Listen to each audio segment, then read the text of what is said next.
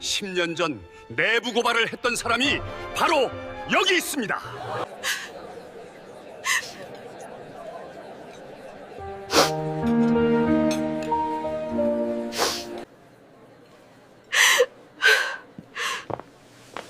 이제 괜찮을 거야. 20년 전 저는 침묵했습니다. 하지만 오늘은 다릅니다. 오후 8시 강남의 한 특급 호텔 연회장에서 화려한 샹들리에 아래로 수백 명의 사람들이 웃음을 나누고 있었습니다. 올 한 해를 마무리하는 송년회였습니다. 계열사 임원들과 협력사 대표들, 그리고 그 가족들까지 모두 모여 축배를 들며 서로의 성공을 축하하고 있었습니다. 하지만 그 화려한 자리 한쪽 구석에서 한 여자가 고개를 숙인 채 눈물을 삼키고 있었습니다. 30대 중반의 이수연이었습니다. 그녀는 남편을 대신해 이 자리에 왔지만 지금 그녀를 향한 시선들은 차가웠습니다. 무대 위에서 한 임원이 마이크를 잡고 웃으며 10년 전 내부 고발을 했던 사람이 이 자리에 있다고 공개적으로 밝혔습니다. 순간 모든 시선이 수연에게 쏟아졌습니다. 과거의 낙인이 지금 여기서 다시 찍히는 순간이었습니다. 그때 60대의 남자 김태준이 조용히 서류 가방을 들고 자리에서 일어났습니다. 수연의 시아버지였습니다.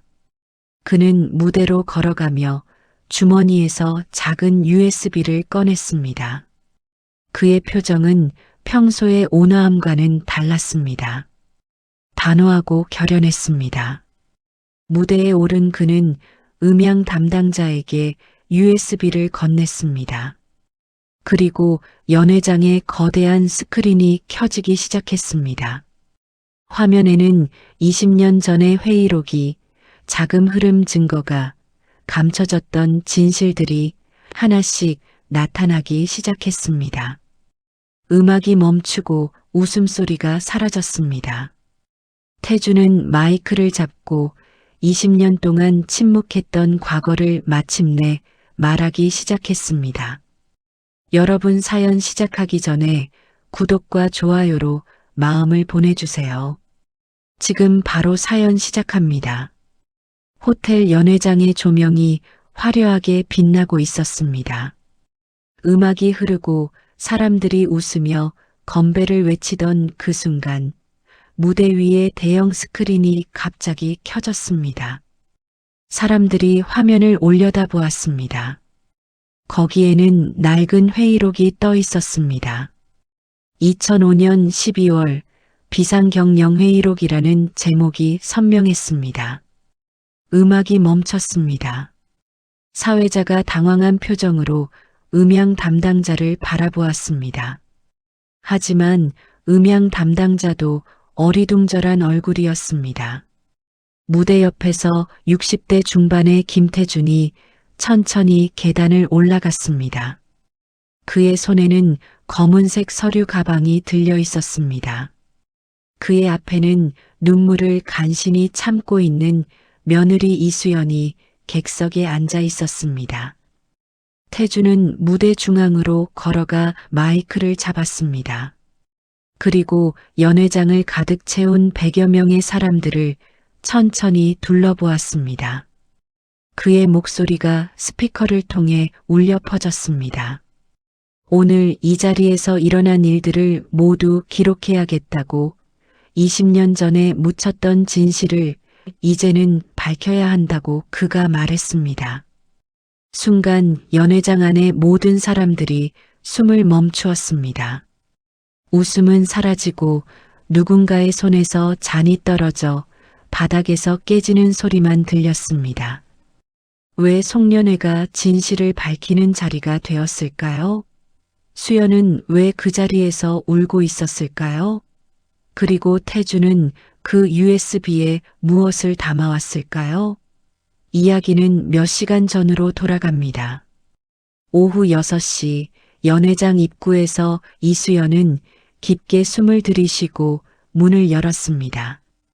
사실 그녀는 이 자리에 오고 싶지 않았습니다.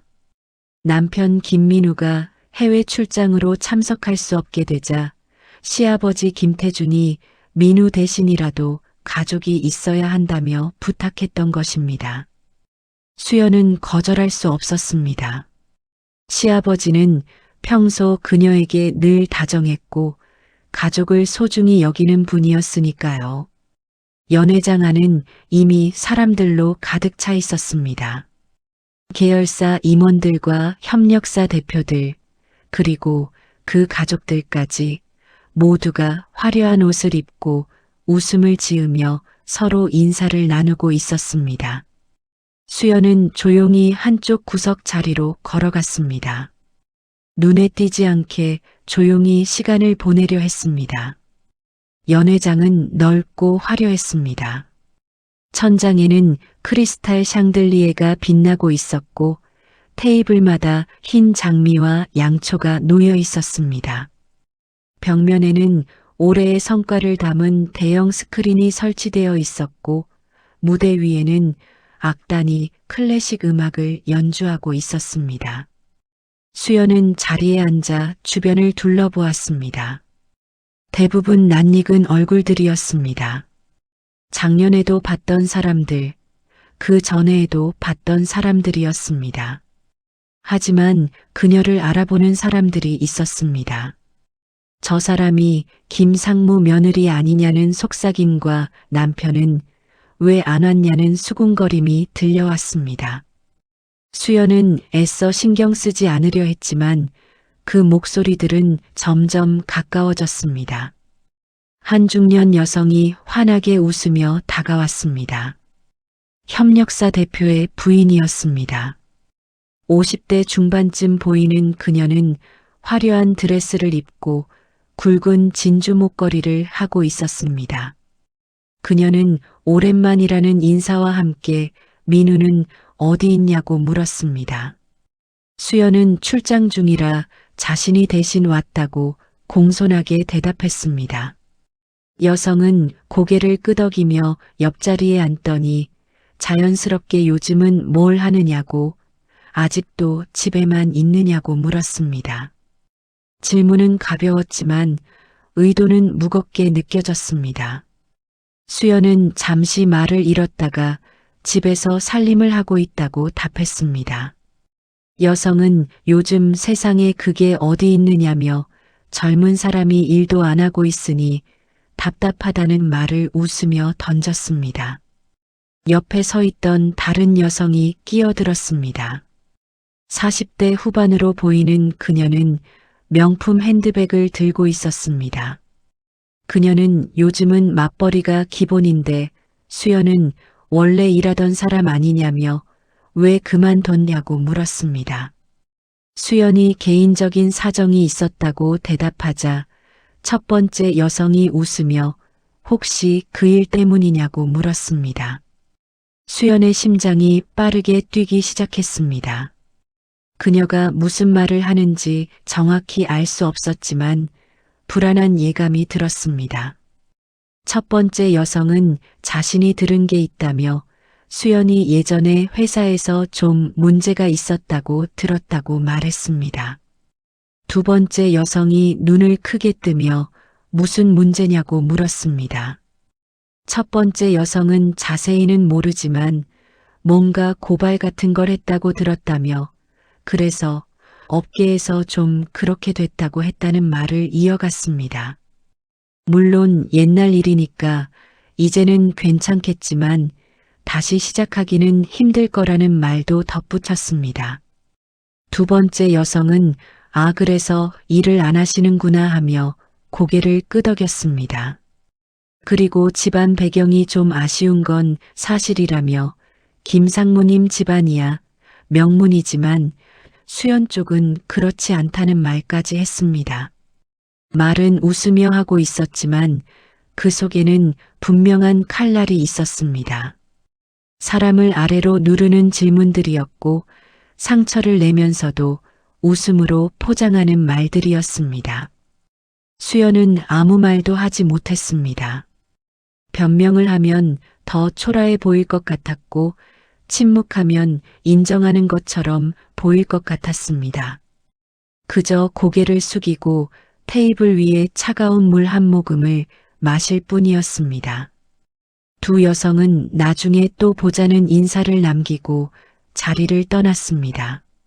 하지만 그들이 떠난 후에도 수연은 그 말들이 귓가에 맴돌았습니다.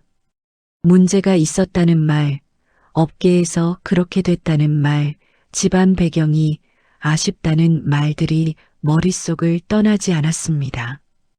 수연은 손을 꽉 쥐었습니다. 손톱이 손바닥에 파고들었지만 그녀는 느끼지 못했습니다. 시간이 흘러갔습니다. 송년회는 점점 무르익어갔고 사람들은 술잔을 기울이며 목소리를 높였습니다. 무대 위에서는 사회자가 올해의 하이라이트를 소개하고 있었습니다.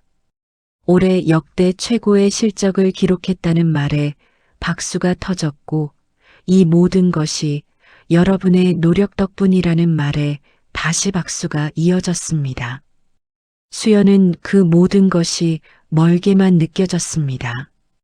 그녀는 자리에 앉아 시계를 보며 시간이 빨리 지나가기만을 바랐습니다. 테이블 위에는 화려한 음식들이 놓여 있었습니다. 랍스터와 스테이크, 굴과 캐비어가 있었지만 수연은 아무것도 먹을 수 없었습니다. 목이 메어 아무것도 넘어가지 않았습니다. 그때 한 남자가 조용히 그녀 옆자리에 앉았습니다. 김태준, 시아버지였습니다. 60대 중반의 태준은 단정한 양복을 입고 있었습니다. 그의 머리는 반백이었고 얼굴에는 세월의 흔적이 깊게 새겨져 있었습니다. 하지만 그의 눈빛은 여전히 날카로웠습니다. 태준은 낮고 부드러운 목소리로 힘들지 않냐고 물었습니다. 수연은 고개를 저으며 괜찮다고 대답했습니다. 하지만 태준은 거짓말하지 말라며 표정을 보면 안다고 말했습니다. 수연은 시아버지를 바라보았습니다. 그의 눈에는 걱정이 가득했습니다. 태준이 아까 그 여자들이 뭐라고 했냐고 물었지만 수연은 아무것도 아니라며 그냥 일상적인 대화였다고 답했습니다. 태준은 고개를 끄덕였습니다. 하지만 그는 알고 있었습니다. 수연이 거짓말을 하고 있다는 것을 말입니다. 태준은 잠시 침묵하다가 멀리 사람들을 바라보며 조용히 저 사람들이 전부 익숙하다고 말했습니다. 수연은 무슨 뜻인지 알 수 없어 시아버지를 바라보았지만 태준은 대답하지 않았습니다. 그는 그저 멀리 사람들을 바라보고 있었습니다. 무대 위에서는 여전히 사회자가 말하고 있었고 사람들은 박수를 치고 있었습니다. 하지만 태준의 표정은 무거웠습니다. 그는 이 자리가, 이 분위기가, 이 모든 것이 너무나 익숙했습니다. 20년 전에도 똑같은 자리가 있었습니다. 똑같은 웃음과 똑같은 박수, 똑같은 칭찬이 있었습니다. 하지만 그 뒤에 숨겨진 것들도 똑같았습니다. 계산과 질투, 그리고 누군가를 희생양으로 만드는 잔인함이 똑같이 존재했습니다. 태준은 아무 말 없이 자리에서 일어났습니다. 하지만 그가 일어서기 전에 그는 자신의 발밑에 놓여 있던 검은색 서류 가방을 확인했습니다. 가방 안에는 작은 USB 하나와 두꺼운 서류 뭉치가 들어 있었습니다. 그는 석 달 전부터 준비해 온 것들이었습니다.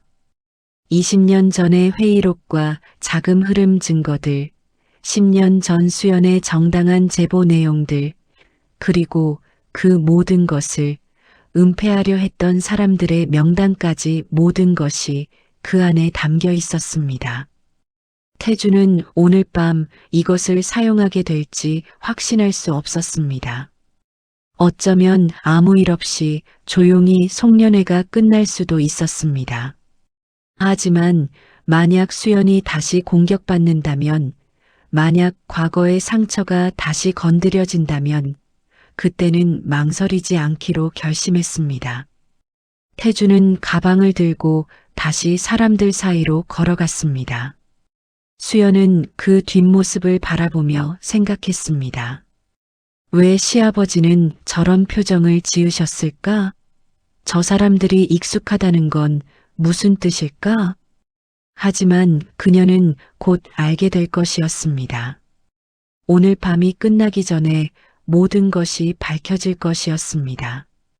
이수연에게 이 자리는 낯설지 않았습니다. 정확히 말하면 이런 시선과 이런 말투, 이런 분위기가 낯설지 않았습니다. 그녀는 과거에도 비슷한 장면을 겪었기 때문입니다. 10년 전 수연은 28살이었습니다. 그녀는 서울 강서구에 위치한 한 중소기업의 회계팀에서 일하고 있었습니다. 회사 이름은 대양산업이었습니다. 건축 자재를 제조하고 유통하는 회사로 직원은 100여 명 정도의 크지도 작지도 않은 규모였습니다. 수연은 대학을 졸업하고 이 회사에 입사했습니다. 처음에는 말단 사원이었지만 성실하게 일했고 실력도 인정받았습니다. 3년 만에 대리로 승진했고 회계팀에서 중요한 업무를 맡게 되었습니다. 그녀는 일을 좋아했습니다. 숫자를 다루는 것이 재미있었고 회사의 자금 흐름을 파악하는 것이 흥미로웠습니다. 동료들과도 잘 지냈습니다. 특히 같은 팀의 박 과장은 그녀를 많이 도와주었습니다. 50대 초반의 박 과장은 회사에 20년 넘게 근무한 베테랑이었고 회계팀에서는 그를 모르는 사람이 없었습니다. 수연은 그를 존경했습니다. 그는 일도 잘했지만 사람도 따뜻했습니다. 하지만 어느 날 수연은 이상한 점을 발견했습니다. 그날은 분기 결산을 준비하던 날이었습니다. 수연은 회사의 자금 흐름을 정리하고 있었습니다. 장부를 확인하던 중 그녀는 멈칫했습니다. 뭔가 맞지 않았습니다. 수입과 지출이 일치하지 않았습니다. 장부에 기록되지 않은 거액의 돈이 오가고 있었습니다. 수연은 다시 확인했습니다. 한 번, 두 번, 세 번을 확인했지만 결과는 같았습니다. 분명히 문제가 있었습니다. 수연은 더 깊이 파고들었습니다. 거래 내역을 추적하고 계좌를 확인했습니다. 그리고 그녀는 충격적인 사실을 발견했습니다. 그 돈은 특정 임원의 계좌로 흘러들어가고 있었습니다. 경영지원본부장인 이상무였습니다. 이 상무는 50대 후반의 남자로 회사의 실세 중 한 명이었고 사장과도 가까운 사이였습니다. 수연은 더 조사했습니다. 그리고 그녀는 알게 되었습니다. 이 상무가 회사 자금을 빼돌리고 있다는 것을 말입니다. 방법은 교묘했습니다. 가짜 거래처를 만들고 허위 계약서를 작성하고 그 돈을 개인 계좌로 이체하고 있었습니다. 총액은 수억 원에 달했습니다. 수연은 잠을 이룰 수 없었습니다. 밤마다 그 숫자들이 머릿속을 맴돌았습니다.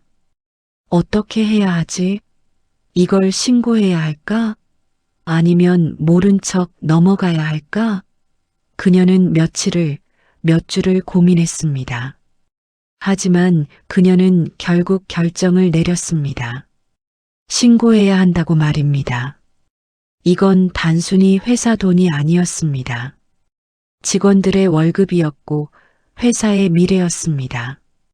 이대로 두면 회사가 무너질 수도 있었습니다. 수연은 박 과장을 찾아갔습니다.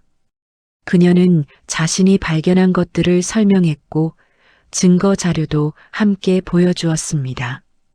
박 과장은 심각한 표정으로 자료를 확인하더니 이건 큰일이라고 말했습니다. 수연이 어떻게 해야 하냐고 묻자 박 과장은 잠시 침묵했습니다. 그리고 조심스럽게 이 일은 신중하게 생각해야 한다고, 이 상무는 회사의 실세라 신고하면 수연이 위험해질 수 있다고 말했습니다. 수연은 고개를 끄덕였습니다. 그녀도 그것을 알고 있었습니다. 하지만 그렇다고 모른 척할 수는 없다고 말했습니다. 박 과장은 한숨을 쉬더니 수연의 뜻이 그렇다면 내부 감사팀의 익명으로 제보하는 게 좋겠다고 증거는 확실하게 준비하라고 조언했습니다. 수연은 고마웠습니다. 박 과장이 자신을 막지 않고 오히려 방법을 알려준 것이 고마웠습니다. 수연은 일주일 동안 증거를 정리했습니다. 거래 내역과 계좌 이체 기록, 허위 계약서 사본까지 모든 것을 USB에 담았습니다. 그리고 그녀는 내부 감사팀에 익명으로 제보했습니다. 회사 내부 신고 시스템을 통해 모든 증거와 함께 제보했습니다. 처음에는 아무 일도 일어나지 않는 것처럼 보였습니다. 일주일이 지나고 2주일이 지났습니다. 수연은 불안했습니다. 제대로 신고가 된 걸까? 아니면 묻힌 걸까?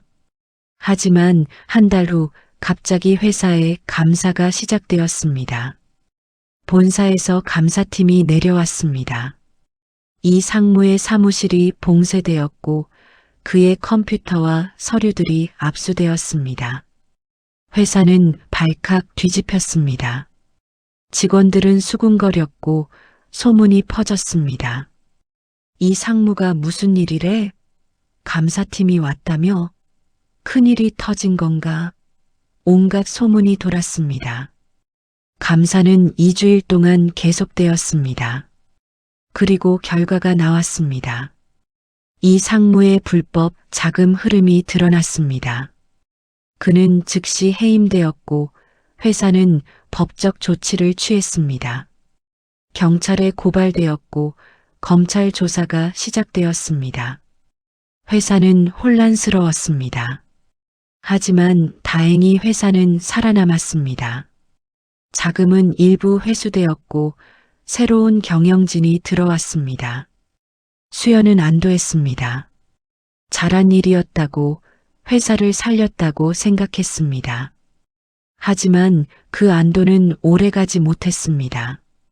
한 달 후 수연은 인사팀으로 호출되었습니다. 인사팀장이 서류를 내밀었습니다. 계약 해지 통보서였습니다. 수연이 무슨 이유냐고 묻자 인사팀장은 회사 사정이 어려워서 구조조정이 필요하다고 답했습니다. 수연이 자신이 무슨 잘못을 했냐고 묻자 인사팀장은 잘못은 없지만 회사 방침이라고만 답했습니다. 수연은 알고 있었습니다. 이건 구조조정이 아니라는 것을, 이건 보복이라는 것을 말입니다. 익명 제보였지만 누군가는 그녀를 알아냈던 것입니다. 아마도 자료를 분석한 사람들이 추적했을 것입니다. 회계팀에서 그 자료에 접근할 수 있는 사람은 많지 않았으니까요. 그리고 그들은 그녀를 지우기로 결정했습니다. 수연은 회사를 떠났습니다. 짐을 싸고 동료들에게 인사했습니다.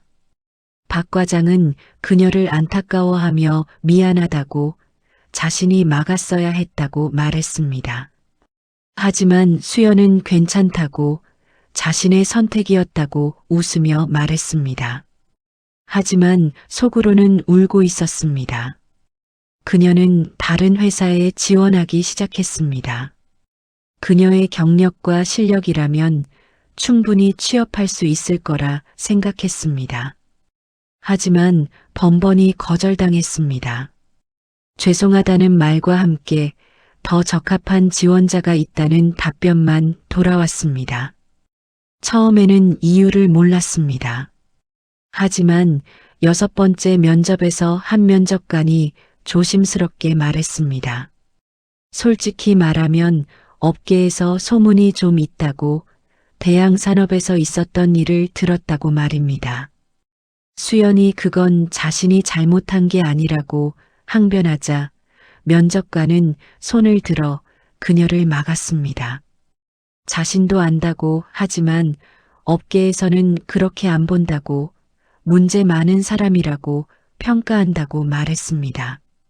그리고 자신의 회사도 대양산업과 거래가 있어서 미안하다고 덧붙였습니다. 수연은 그날 집에 돌아와 울었습니다. 밤새도록 울었습니다. 그녀는 블랙리스트에 올라 있었습니다. 보이지 않는 리스트였지만 업계 사람들은 모두 알고 있는 리스트였습니다. 한 달, 2달, 석 달이 지났습니다. 수연은 계속 지원했지만 결과는 같았습니다. 그녀는 지쳤습니다. 싸울 힘이 없었습니다. 그 후 그녀는 조용히 사라지는 삶을 선택했습니다. 일을 그만두고 사람들을 피하고 조용히 살았습니다. 아르바이트로 생계를 이어갔습니다.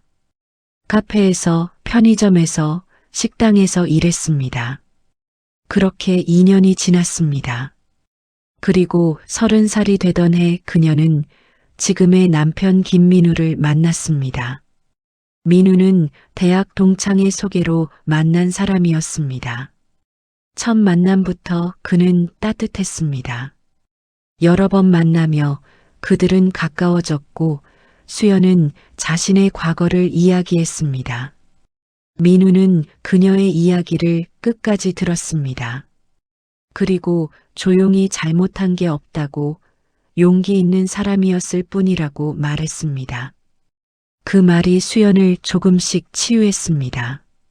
그들은 결혼했고 수연은 민우의 가족이 되었습니다.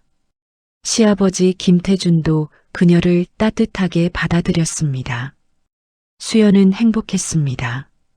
과거의 상처가 조금씩 아물어가는 것 같았습니다. 하지만 과거의 상처는 쉽게 사라지지 않았습니다. 특히 이런 자리에서 사람들의 시선과 말 한마디 한마디가 그 상처를 다시 건드렸습니다. 수연은 송년회장 한쪽에 앉아 과거를 떠올렸습니다. 10년 전 그 순간들이 생생하게 떠올랐습니다. 송년회장 한쪽에서 김태준은 조용히 서 있었습니다. 사람들은 그를 보며 인사를 건넸고 그는 미소로 화답했습니다. 하지만 그의 시선은 계속해서 며느리 수연을 향하고 있었습니다. 그는 처음부터 상황을 보고 있었습니다.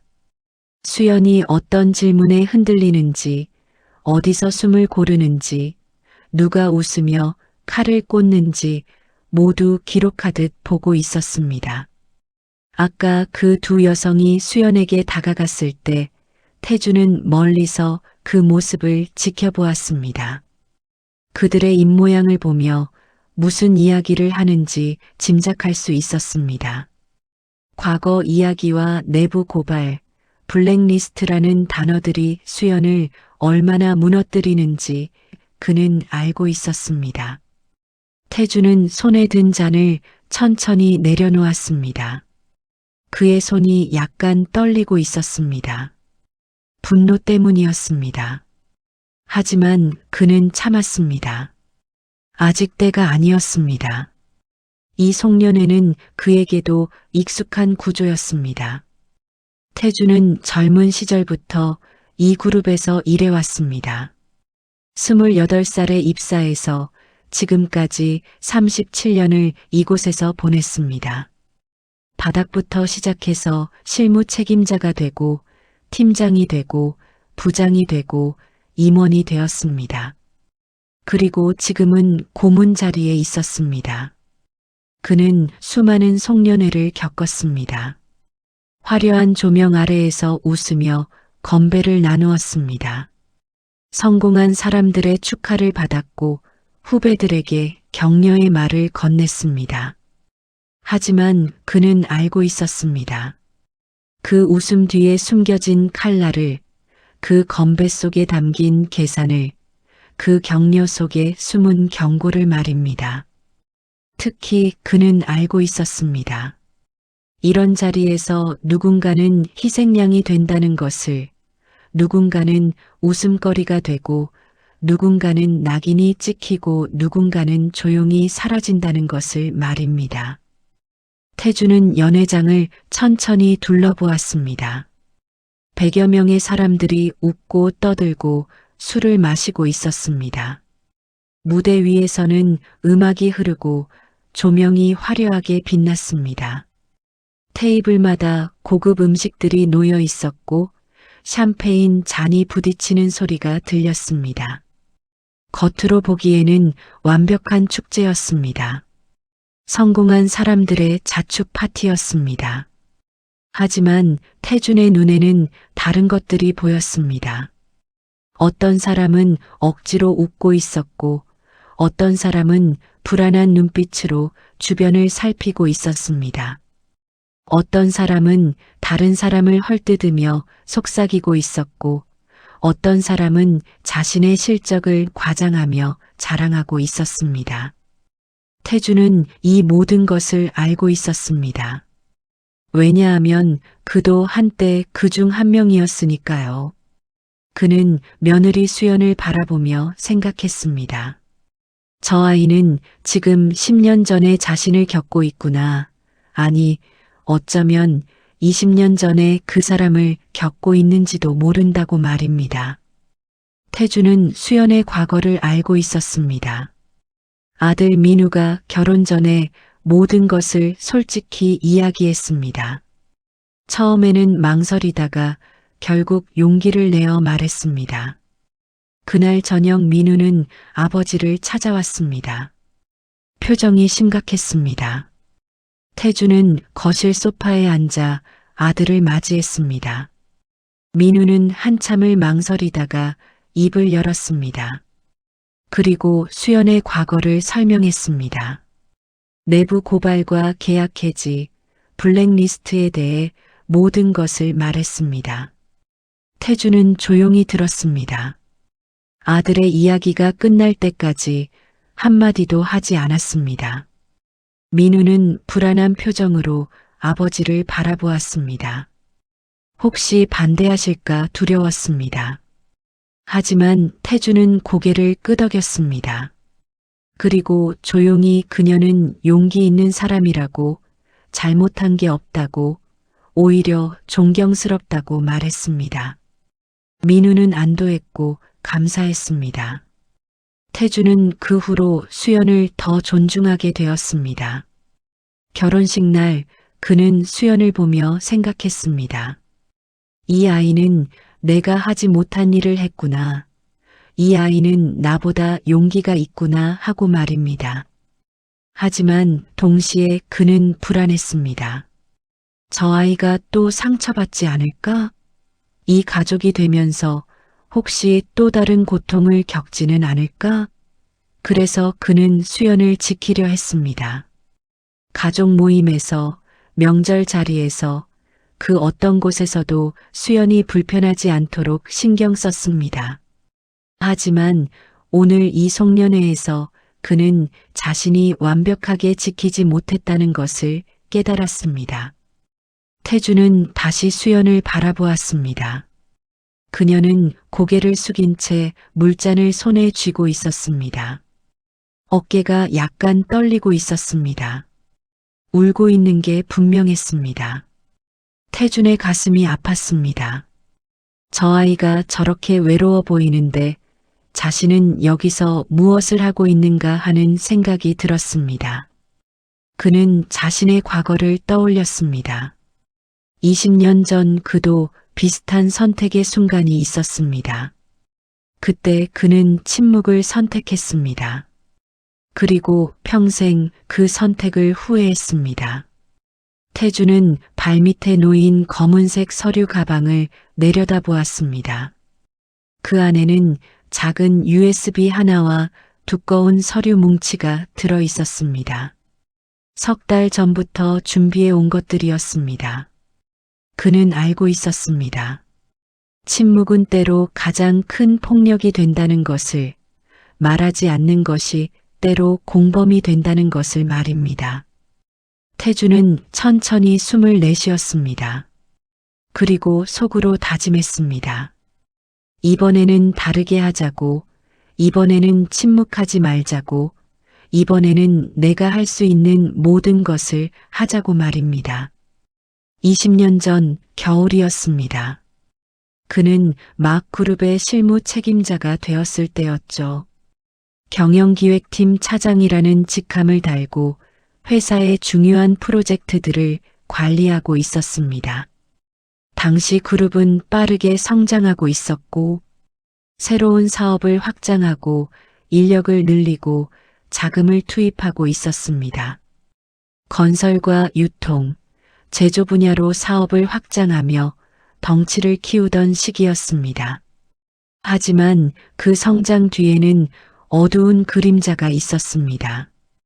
그의 가을한 내부 직원이 비리를 발견했습니다. 이름은 정우진이었습니다.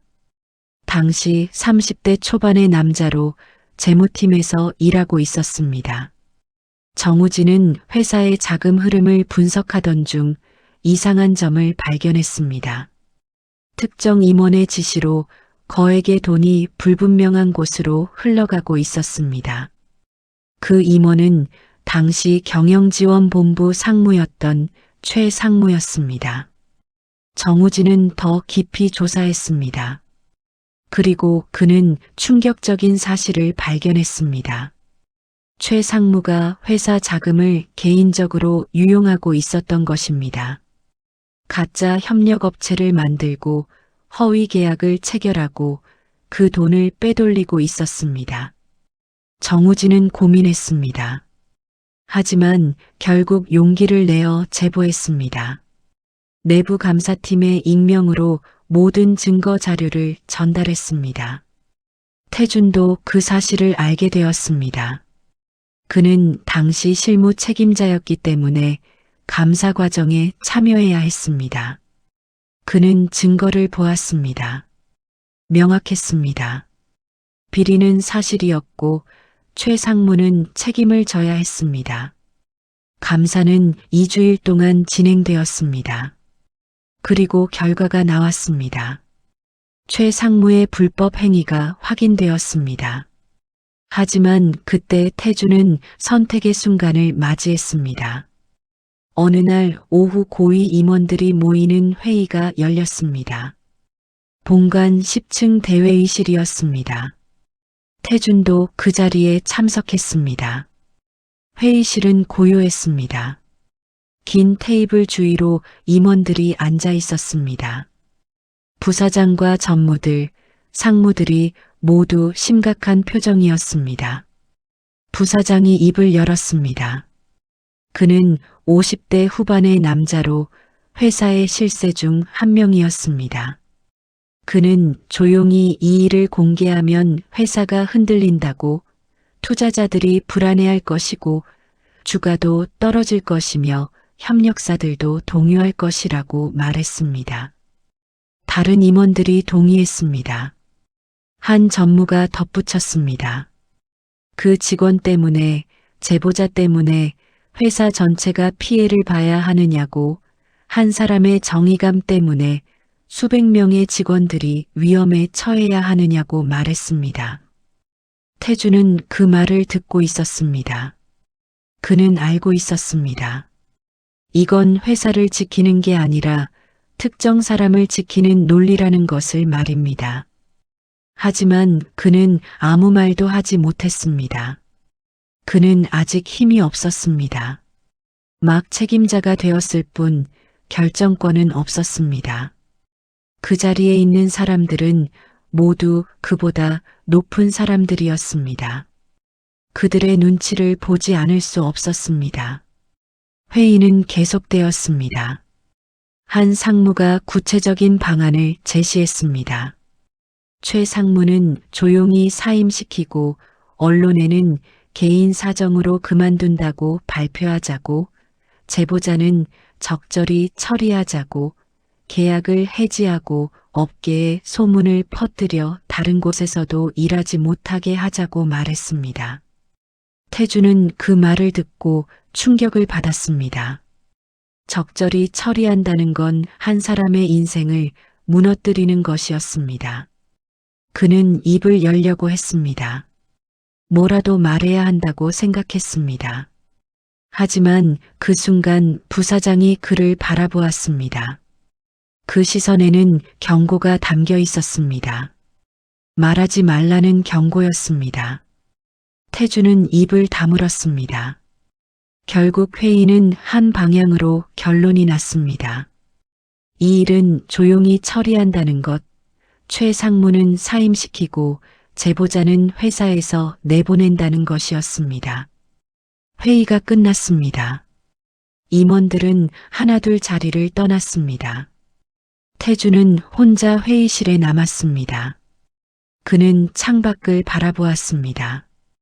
겨울 하늘은 회색빛이었고 눈이 내리기 시작했습니다. 그는 자신이 침묵했다는 것을 알았습니다. 자신이 공범이 되었다는 것을 알았습니다. 며칠 뒤 정우진은 회사를 떠났습니다. 계약 해지 통보를 받았습니다. 이유는 업무 부적격이었습니다. 정우진은 항변했지만 소용없었습니다. 회사의 결정은 이미 내려져 있었습니다. 그는 짐을 싸고 회사를 나섰습니다. 그날 태주는 멀리서 그 모습을 지켜보았습니다. 정우진은 박스를 들고 고개를 숙인 채 회사 정문을 나섰습니다. 태주는 다가가고 싶었습니다. 미안하다고 말하고 싶었습니다. 당신은 잘못한 게 없다고, 당신은 용기 있었다고 말해주고 싶었습니다. 하지만 그는 그러지 못했습니다. 그저 멀리서 바라볼 뿐이었습니다. 정우진은 그 후 다른 회사에 지원했습니다.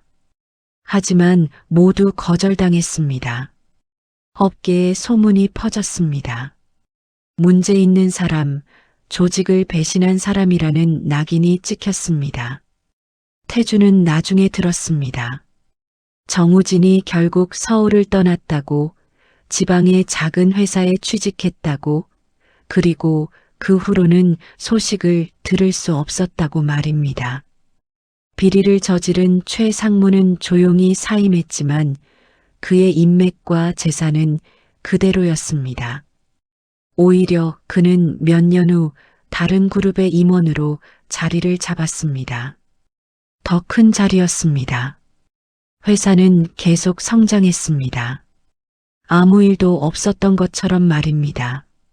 하지만 태주는 평생 그 순간을 잊지 못했습니다. 그는 밤마다 정우진을 떠올렸습니다. 내가 말했어야 했다고, 내가 막았어야 했다고, 내가 함께 싸웠어야 했다고 생각했습니다. 하지만 그때는 이미 늦었습니다. 정우진은 사라졌고 그의 행방을 아는 사람은 없었습니다. 태주는 그 후로 더 높은 자리에 올랐습니다. 부장이 되었고, 임원이 되었고, 이사가 되었고, 이제는 고문 자리에 있었습니다. 그는 회사에 많은 공헌을 했습니다. 성공한 사람이었습니다. 존경받는 사람이었습니다. 하지만 그는 알고 있었습니다. 그 모든 성공 뒤에 자신이 침묵했던 순간이 있다는 것을, 자신이 외면했던 사람이 있다는 것을 말입니다. 그래서 태주는 결심했습니다. 석 달 전부터 그는 비밀리에 조사를 시작했습니다. 20년 전의 정우진 사건과 10년 전의 수연 사건을 다시 파헤쳤습니다. 회사의 오래된 서고를 뒤지고 관련자들을 만나고 증거를 수집했습니다. 그리고 오늘 그는 모든 것을 USB에 담아왔습니다. 20년 전의 회의록과 자금 흐름 증거, 수연의 정당한 제보 내용과 그것을 은폐하려 했던 사람들의 명단까지 모든 것이 그 안에 들어 있었습니다. 태주는 오늘 밤 이것을 사용하게 될지 확신할 수 없었습니다. 어쩌면 아무 일 없이 조용히 송년회가 끝날 수도 있었습니다. 하지만 만약 수연이 다시 공격받는다면, 만약 과거의 상처가 다시 건드려진다면 그때는 망설이지 않기로 결심했습니다. 그리고 지금 수연이 눈물을 흘리고 있었습니다. 때가 온 것입니다. 송년회는 점점 무르익어 갔습니다. 음악이 흐르고 사람들은 술잔을 기울이며 웃음을 터뜨렸고, 무대 위에서는 사회자가 마이크를 잡고 있었습니다. 50대 중반의 여자로 방송국 아나운서 출신으로 그녀는 능숙하게 분위기를 이끌어가고 있었습니다. 분위기는 최고조에 달하고 있었습니다. 샴페인 병이 터지는 소리가 들렸고 사람들은 박수를 치며 환호했습니다. 수연은 그 모든 소음 속에서 점점 작아지는 자신을 느꼈습니다. 그녀는 자리에 앉아 테이블 위에 냅킨을 손으로 구겨쥐고 있었습니다. 아무도 그녀를 보지 않았습니다. 아니, 정확히는 아무도 신경 쓰지 않았습니다. 사회자가 다시 마이크를 잡았습니다. 이제 본격적인 시상식이 시작되고 무대 위로 한 명씩 이름이 불렸습니다. 올해 최고의 실적을 낸 임원, 가장 큰 계약을 성사시킨 팀장, 성장률 1등을 기록한 지사장이 무대에 올라 트로피를 받고 짧은 소감을 전했습니다. 박수가 이어졌습니다. 수연은 그 모습을 멍하니 바라보았습니다. 저 사람들은 지금 행복해 보였습니다. 인정받고 축하받고 사람들 앞에서 빛나고 있었습니다. 그녀는 문득 생각했습니다. 자신도 한때 그런 순간이 있었다고. 10년 전 대양산업에서 일할 때 분기 실적이 좋아서 팀 전체가 표창을 받았던 날 상여금을 받고 동료들과 함께 축하했던 날을 말입니다. 그때는 행복했지만 그 행복은 오래가지 못했어요. 수연은 고개를 숙이고 눈물이 차오르는 것을 느꼈습니다. 그때 무대 위에서 한 남자가 마이크를 잡았습니다. 협력사 대표 중 한 명이었습니다. 이름은 박진수였습니다. 50대 후반의 남자로 건설 자재 유통업체를 운영하고 있었어요. 그는 감사패를 받고 소감을 말하기 시작했습니다. 올해도 좋은 거래를 할 수 있어서 감사하다고, 내년에도 더 좋은 관계를 이어가겠다고 말했습니다. 사람들은 박수를 쳤습니다. 그런데 그가 갑자기 말을 덧붙였습니다. 오늘 재미있는 사실을 하나 들었다며 여기 계신 분 중에 과거에 내부 고발을 한 적이 있는 분이 계시다고 말했습니다. 순간 연회장이 조용해졌습니다. 사람들의 시선이 무대로 쏠렸습니다. 박진수는 여전히 웃고 있었습니다. 그는 말을 이어갔습니다. 10년 전쯤 어느 회사에서 내부 자금 흐름을 문제 삼았다고, 그 고발 때문에 회사가 한동안 곤란을 겪었다고, 임원이 해임되고 감사를 받고 언론에도 나왔다고 말했습니다. 수연의 심장이 빠르게 뛰기 시작했습니다. 그녀는 본능적으로 알았습니다. 이 이야기가 자신에 관한 것임을 말입니다. 박진수는 잠시 말을 멈추고 연회장을 둘러보았습니다. 그리고 다시 입을 열었습니다. 그런데 그 고발자가 바로 여기 이 자리에 계시다고, 김 상무님의 며느리라고 말했습니다. 모든 시선이 수연에게 쏟아졌습니다. 수연은 얼어붙었습니다. 숨이 막혔습니다. 주변 사람들의 눈빛이 느껴졌습니다. 놀람과 호기심, 경멸의 감정들이 그녀를 향해 쏟아졌습니다. 박진수는 마이크를 내려놓으며 웃었습니다. 과거 일이니까 이제는 괜찮겠지만 조심하셔야 한다는 말을 덧붙였습니다. 하지만 그 웃음 속에는 악의가 가득했습니다. 그는 수연을 공개적으로 망신 주려는 의도가 분명했습니다. 그리고 연회장 안의 사람들도 그 의도를 알고 있었습니다. 속삭임이 시작되었습니다.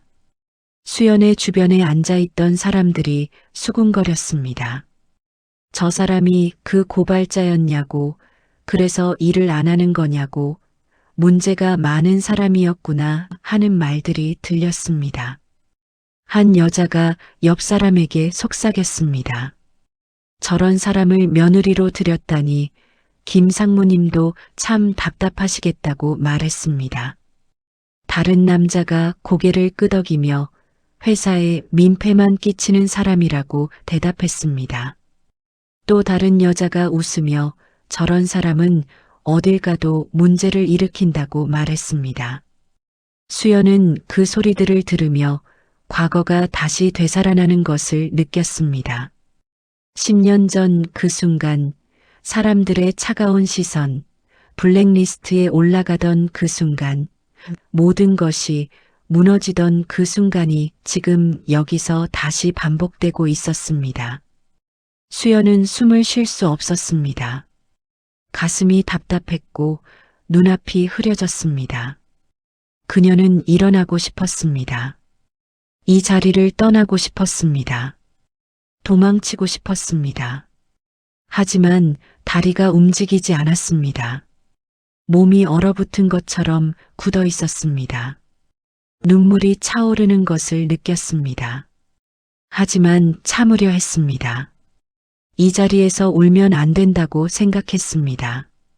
울면 더 약해 보인다고 생각했습니다. 하지만 눈물은 멈추지 않았습니다. 한 방울, 두 방울, 눈물이 뺨을 타고 흘러내렸습니다. 수연은 고개를 더 숙였습니다. 사람들이 자신의 눈물을 보지 못하게, 자신의 무너지는 모습을 보지 못하게 하려 했습니다. 과거의 낙인이 지금 이 자리에서 다시 찍히는 순간이었습니다. 테이블 위에 떨어지는 눈물, 구겨진 냅킨, 떨리는 손이 있었습니다. 수연은 자신이 다시 10년 전에 그 사람이 되어가는 것을 느꼈습니다. 아무도 도와주지 않는 그 사람, 혼자 모든 것을 견뎌야 하는 그 사람, 침묵 속에서 무너지는 그 사람이 되어가고 있었습니다. 무대 위에서는 여전히 음악이 흐르고 있었습니다. 사람들은 다시 웃기 시작했습니다. 마치 아무 일도 없었던 것처럼 말입니다. 하지만 수연에게는 모든 것이 멈춘 것 같았습니다. 시간도 소리도 모든 것이 멈춘 것 같았습니다. 그때 누군가의 손이 그녀의 어깨를 가볍게 두드렸습니다. 수연은 고개를 들었습니다. 시아버지 김태준이었습니다. 태준은 조용히 그녀 옆에 앉았습니다. 그의 표정은 평소와 달랐습니다. 온화함 대신 단호함이 있었습니다. 태준은 수연에게 작은 목소리로 이제 괜찮을 거라고, 더 이상 혼자가 아니라고 말했습니다. 수연은 시아버지를 바라보았습니다. 무슨 뜻인지 알 수 없었습니다. 태준은 발밑에 놓인 검은색 서류 가방을 집어들었습니다. 그리고 천천히 일어섰습니다. 수연이 어디 가시냐고 물었지만 태준은 대답하지 않았습니다. 그는 그저 수연의 어깨를 한 번 더 두드리고는 무대 쪽으로 걸어가기 시작했습니다. 연회장은 여전히 웅성거렸습니다. 사람들은 수연을 바라보며 수군거렸습니다. 박진수는 무대에서 내려와 다른 사람들과 이야기하고 있었습니다. 하지만 태주는 침착하게 무대로 걸어갔습니다. 그의 손에는 검은색 서류 가방이 들려 있었습니다. 그의 걸음은 느렸지만 확고했습니다. 사람들이 그를 보기 시작했습니다. 김태준 고문이 왜 무대로 가는 거지? 무슨 일이지? 속삭임이 퍼졌습니다. 태준은 무대 계단을 올랐습니다. 사회자는 당황한 표정으로 그를 바라보았습니다. 태준은 사회자에게 다가가 잠시 마이크를 빌려달라고 조용히 말했습니다. 사회자는 어리둥절했지만 마이크를 건넸습니다. 태준은 마이크를 받아들고 무대 중앙으로 걸어갔습니다. 그리고 그는 주머니에서 작은 USB를 꺼냈습니다. 무대 옆에 있던 음향 담당자에게 손짓했습니다. 음향 담당자가 다가오자 태준은 USB를 건네며 이것을 연결해 달라고 대형 스크린에 띄워 달라고 말했습니다. 음향 담당자는 혼란스러웠지만 태준의 단호한 표정에 고개를 끄덕이고 USB를 받아 컴퓨터에 연결했습니다. 몇 초 후 무대 뒤에 거대한 스크린이 켜졌습니다. 화면이 밝아지기 시작했습니다. 사람들이 화면을 올려다보았습니다. 거기에는 낡은 문서가 떠 있었습니다. 2005년 12월 비상경영회의록이라는 제목이 선명했습니다. 음악이 멈췄습니다. 사회자가 당황한 표정으로 음향 담당자를 바라보았습니다. 하지만 음향 담당자도 어리둥절한 얼굴이었습니다.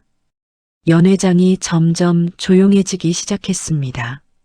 사람들은 스크린을 바라보았습니다. 태준은 마이크를 입가로 가져갔습니다. 그리고 천천히 또박또박 말하기 시작했습니다. 오늘 이 자리에서 한 사람이 과거의 일로 모욕을 당했다고, 10년 전에도 똑같은 일이 있었고, 20년 전에도 똑같은 일이 있었다고, 그리고 오늘 이 자리에서 그 진실을 밝히겠다고 그가 말했습니다. 순간 모든 사람들이 얼어붙었습니다. 누군가의 손에서 잔이 미끄러져 바닥에 떨어졌습니다. 유리가 깨지는 소리가 조용한 연회장에 크게 울렸습니다. 태준은 음향 담당자에게 다음 파일을 열어달라고 손짓했습니다. 화면이 바뀌었습니다. 이번에는 자금 흐름을 나타내는 표가 나타났습니다. 거액의 돈이 어떻게 움직였는지 화살표와 숫자로 표시되어 있었습니다. 사람들은 숨을 죽이고 화면을 바라보았습니다. 태준은 계속 말했습니다. 여러분이 지금 보고 계신 것은 20년 전의 기록이라고, 한 용기 있는 직원이 회사의 비리를 제보했고 그는 그 대가로 모든 것을 잃었다고, 그리고 오늘 이 자리에서 그 진실을 복원하겠다고 말했습니다. 연회장은 충격에 빠졌습니다. 연회장의 모든 시선이 무대 위 대형 스크린으로 쏠렸습니다. 화면에는 2005년 12월의 회의록이 또렷하게 떠 있었습니다. 비상경영회의록이라는 제목 아래로 참석자 명단이 나열되어 있었습니다. 부사장 강인호, 전무 이재석, 상무 박철수, 그리고 차장 김태준까지 총 12명의 이름이 적혀 있었습니다. 태준은 마이크를 든 채 화면을 가리켰습니다. 그리고 말했습니다. 20년 전 이 회의에서 무슨 일이 있었는지 여러분께 말씀드리겠다고, 한 직원의 인생이 어떻게 무너졌는지 보여드리겠다고 말입니다. 음향 담당자가 다음 페이지를 넘겼습니다. 화면이 바뀌며 회의록의 본문이 나타났습니다. 거기에는 최 상무의 비리건에 대한 논의 내용이 적혀 있었습니다. 태준은 천천히 읽어 내려갔습니다.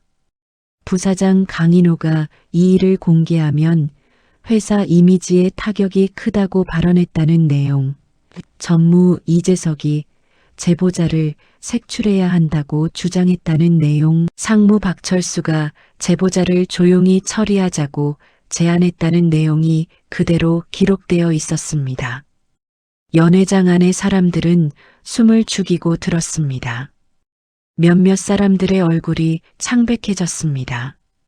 당시 그 회의에 참석했던 사람들, 그리고 그 결정을 알고 있던 사람들이었습니다. 태주는 계속 말했습니다. 그 회의의 결론은 간단했다고. 비리를 저지른 임원은 조용히 사임시키고 용기 있게, 제보한 직원은 회사에서 내보내기로 했다고. 그리고 그 직원이 다시는 이 업계에서 일하지 못하도록 소문을 퍼뜨리기로 했다고 말입니다. 화면이 다시 바뀌었습니다. 이번에는 인사 기록이 나타났습니다. 정우진이라는 이름과 함께 계약 해지 날짜가 적혀 있었습니다. 해지 사유는 업무 부적격이었지만 그 아래 작은 글씨로 주의사항이 적혀 있었습니다. 타사 취업 시 참고 사항 전달이라는 문구였습니다. 태주는 그 문구를 크게 읽었습니다. 그리고 이것이 무엇을 의미하는지 아시겠느냐고 물었습니다. 이것은 블랙리스트였다고. 이 사람이 다른 회사에 지원하면 우리 회사가 나서서 그를 막겠다는 뜻이었다고 말했습니다. 연회장은 고요했습니다. 누구도 말하지 않았습니다. 누구도 움직이지 않았습니다. 태주는 서류 가방에서 두꺼운 파일을 꺼냈습니다. 그리고 그 안에서 몇 장의 종이를 꺼내 들었습니다. 이것은 정우진 씨가 제보했던 증거 자료의 사본이라고. 당시 최 상무가 어떻게 회사 돈을 빼돌렸는지 명확하게 기록되어 있다고 말했습니다. 화면이 다시 바뀌었습니다. 은행 거래 내역이 나타났습니다. 회사 계좌에서 가짜 협력업체로 돈이 이체되고 다시 그 돈이 최 상무의 개인 계좌로 흘러들어가는 과정이 한눈에 보였습니다. 금액도 표시되어 있었습니다. 총 12억 원이 넘었습니다. 사람들 사이에서 웅성거림이 시작되었습니다. 놀라움과 충격의 소리들이었습니다. 저렇게 많은 돈을 빼돌렸다니, 그리고 그걸 제보한 사람을 오히려 내쫓았다니 하는 말들이 들렸습니다. 태주는 목소리를 높였습니다. 정우진 씨는 회사를 살리려 했다고, 직원들의 월급을 지키려 했다고, 올바른 일을 하려 했다고 말했습니다.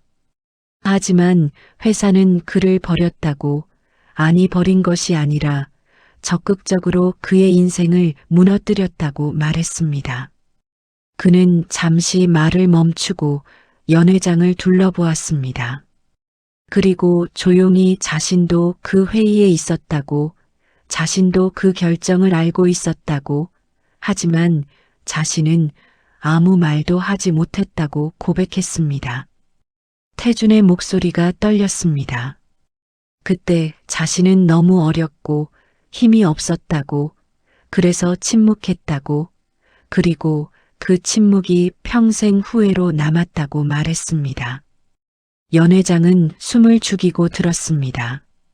김태준 고문의 고백은 무거웠습니다. 37년을 회사에 헌신한 사람, 모두가 존경하는 사람이 자신의 과거 잘못을 인정하는 순간이었습니다. 태주는 다시 서류 가방에서 또 다른 파일을 꺼냈습니다. 그리고 이제 10년 전 이야기를 하겠다고 말했습니다. 화면이 바뀌었습니다. 이번에는 대양산업이라는 회사 이름이 나타났습니다. 그리고 그 아래로 2015년의 날짜가 적혀 있었습니다. 태주는 말했습니다. 10년 전에도 똑같은 일이 있었다고, 한 용감한 여성이 회사의 비리를 제보했다고, 그리고 그녀도 똑같은 방식으로 보복을 당했다고 말입니다. 화면에 이수연이라는 이름이 나타났습니다. 수연은 자리에 앉아 화면을 올려다보았습니다. 자신의 이름이 저 큰 스크린에 떠 있었습니다. 눈물이 다시 흘러내렸습니다. 태주는 계속 말했습니다. 이수연 씨는 대양산업회계팀 대리였다고, 그녀는 우연히 경영지원본부장의 비리를 발견했다고, 수억 원의 돈이 불법으로 빠져나가고 있었다고 말했습니다. 화면에 다시 은행 거래 내역이 나타났습니다.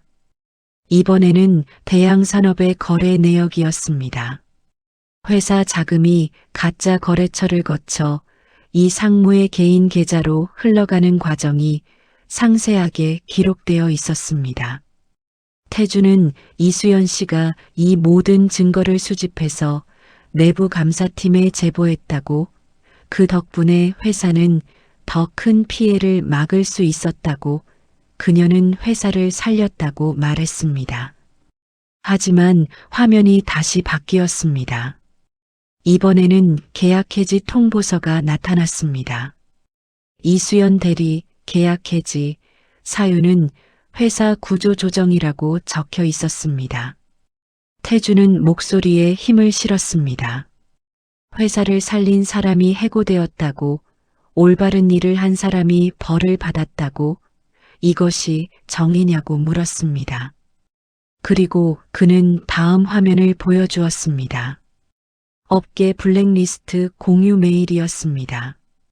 여러 회사의 인사 담당자들에게 보낸 메일로 이수연이라는 사람물을 조심하라는 내용이었습니다.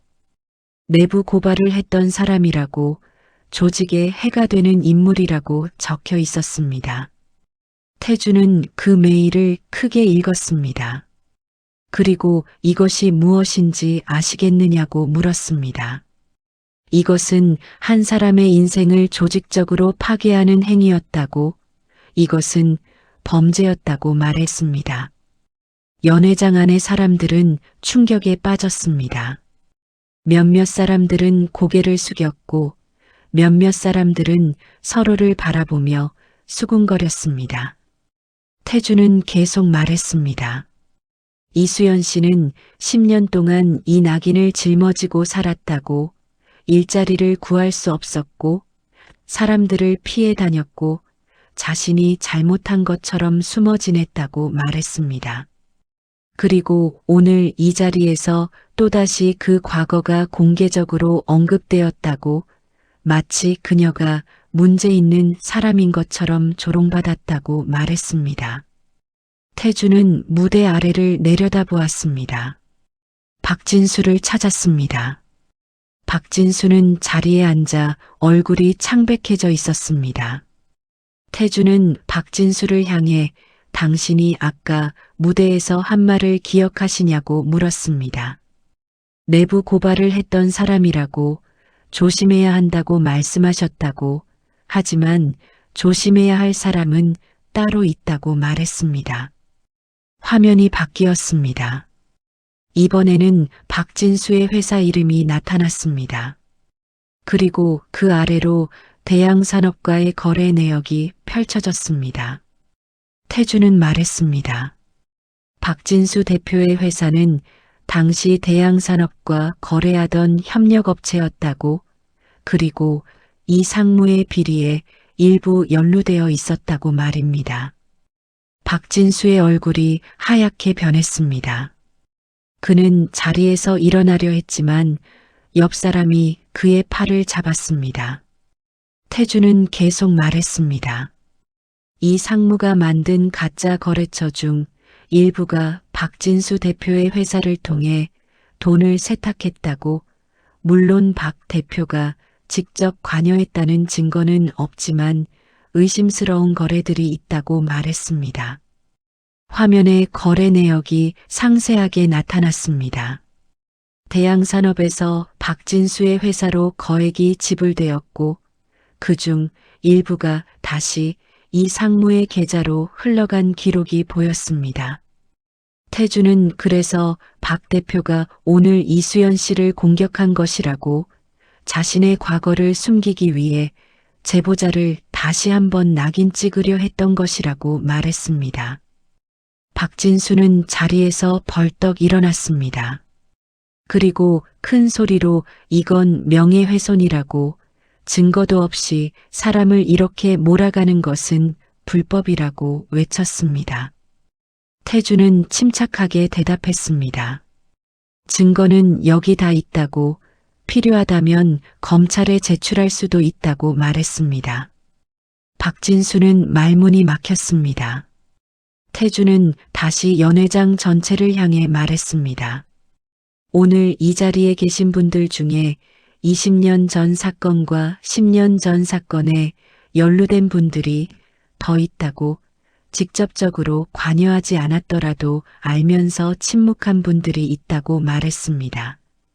화면에 명단이 나타났습니다. 10여 명의 이름이 나열되어 있었습니다. 당시 고위 임원들, 협력업체 대표들, 그리고 인사 담당자들의 이름이었습니다. 연회장 안에 몇몇 사람들이 자신의 이름을 발견하고 당황한 표정을 지었습니다. 어떤 사람은 자리에서 일어나 나가려 했지만 다른 사람들의 시선에 막혀 다시 앉았습니다. 태주는 말했습니다. 자신도 그 명단에 있다고 20년 전 침묵했던 사람으로서 자신도 책임이 있다고 인정한다고 말했습니다. 그는 잠시 말을 멈추고 깊게 숨을 들이쉬었습니다. 그리고 계속 말했습니다. 하지만 오늘은 다르다고, 오늘은 침묵하지 않겠다고, 오늘은 모든 것을 밝히겠다고 말했습니다. 화면이 다시 바뀌었습니다. 이번에는 법무법인의 공식 문서가 나타났습니다. 태준이 석 달 전에 의뢰한 법률 검토 의견서였습니다. 거기에는 20년 전과 10년 전의 사건들이 명백한 부당해고와 명예훼손에 해당한다는 내용이 적혀 있었습니다. 태준은 그 문서를 가리키며 이것은 법률 전문가의 의견이라고 정우진 씨와 이수연 씨가 받은 처우는 명백히 불법이었다고 그들을 보호하지 못한 회사와 그들을 공격한 사람들은 모두 책임을 져야 한다고 말했습니다. 연회장은 충격과 혼란에 빠졌습니다. 사람들은 서로를 바라보며 수군거렸습니다. 어떤 사람들은 고개를 끄덕이며 태준의 말에 동의했고 어떤 사람들은 불안한 표정으로 자리를 뜨려 했습니다. 태준은 마지막으로 말했습니다.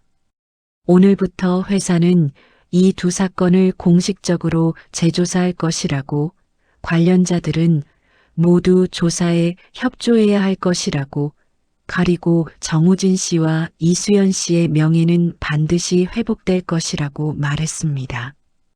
그는 며느리 수연을 바라보았습니다. 수연은 자리에 앉아 눈물을 흘리고 있었습니다. 하지만 이번에는 다른 눈물이었습니다. 슬픔의 눈물이 아니라 안도의 눈물이었습니다.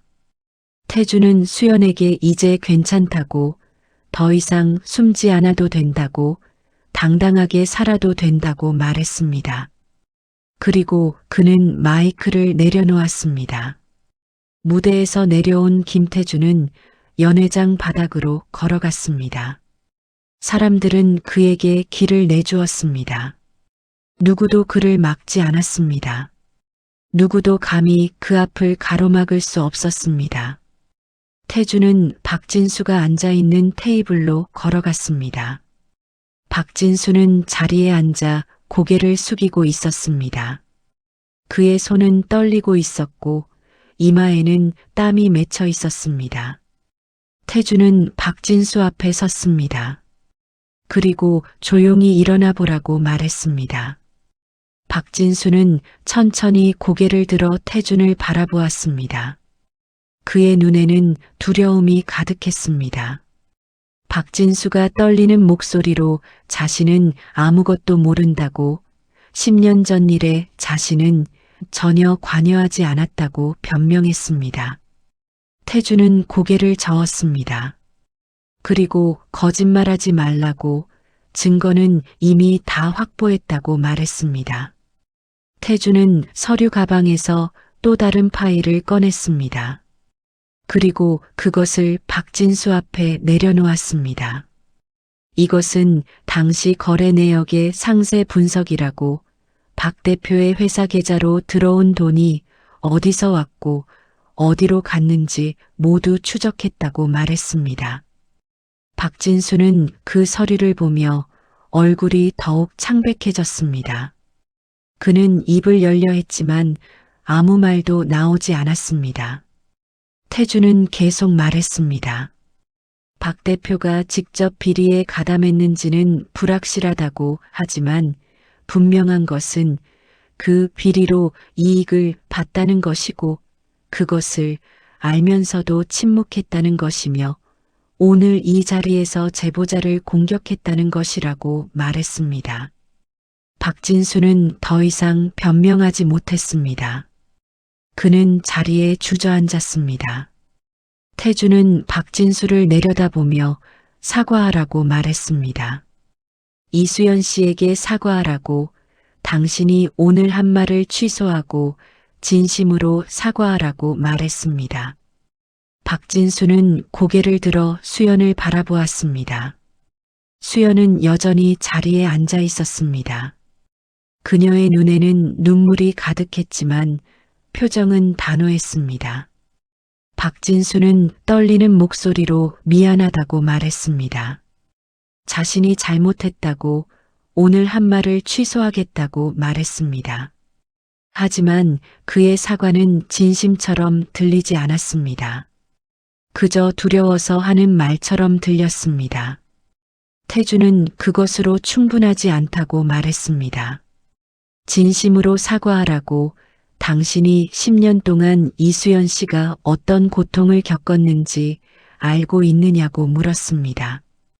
박진수는 다시 고개를 숙였습니다. 그리고 더 이상 아무 말도 하지 못했습니다. 태주는 박진수를 뒤로하고 연회장을 둘러보았습니다. 그리고 큰 소리로 이것이 끝이 아니라고 말했습니다. 오늘 이 자리에서 드러난 사실들은 모두 기록되었다고, 그리고 앞으로 철저한 조사가 진행될 것이라고 말했습니다. 그는 화면에 띄워진 명단을 다시 가리켰습니다. 이 명단에 있는 모든 분들은 조사에 협조해야 할 것이라고, 만약 협조하지 않거나 증거를 인멸하려 한다면 법적 조치를 취하겠다고 말했습니다. 연회장 안에 몇몇 사람들이 불안한 표정을 지었습니다. 자신의 이름이 그 명단에 있었기 때문입니다. 태주는 계속 말했습니다. 하지만 자신이 원하는 것은 처벌이 아니라고, 진실을 밝히고 잘못을 인정하고 다시는 이런 일이 반복되지 않도록 하는 것이라고 말했습니다. 그는 20년 전 정우진 씨의 용기를 헛되게 하고 싶지 않다고, 10년 전 이수연 씨의 고통을 의미 있게 만들고 싶다고, 그래서 오늘 이 자리가 변화의 시작이 되었으면 한다고 말했습니다. 태준의 목소리에는 간절함이 담겨 있었습니다.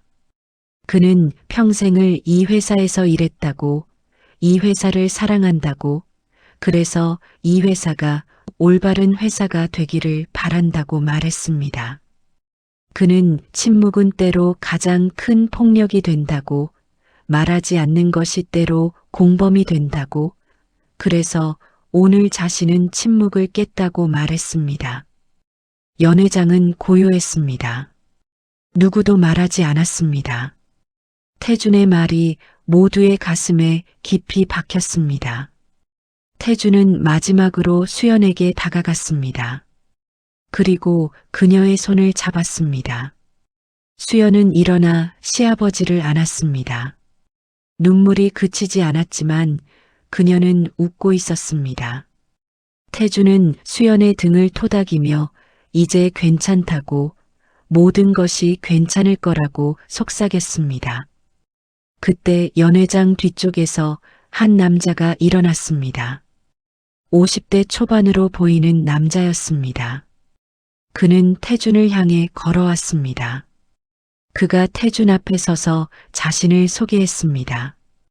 강민호 법무팀장이라고, 자신도 20년 전 그 회의를 알고 있었다고, 당시 자신은 말단 변호사였지만 무슨 일이 있었는지 다 알고 있었다고 말했습니다. 강민호는 태준에게 고개를 숙였습니다. 그리고 오늘 용기를 내주셔서 감사하다고, 자신도 그때 말했어야 했는데 용기가 없었다고, 하지만 이제는 다르다고 말했습니다. 강민호는 돌아서서 연회장 사람들을 향해 법무팀에서 이 사건들을 공식적으로 재조사하겠다고, 모든 관련자들은 조사에 협조해 달라고, 그리고 진실은 반드시 밝혀질 것이라고 선언했습니다. 연회장 안에 몇몇 사람들이 고개를 끄덕였습니다.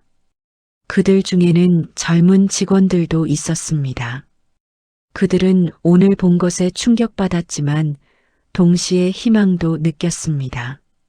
변화가 가능하다는 희망, 진실이 승리할 수 있다는 희망을 말입니다. 한 젊은 여직원이 일어나 박수를 치기 시작했습니다.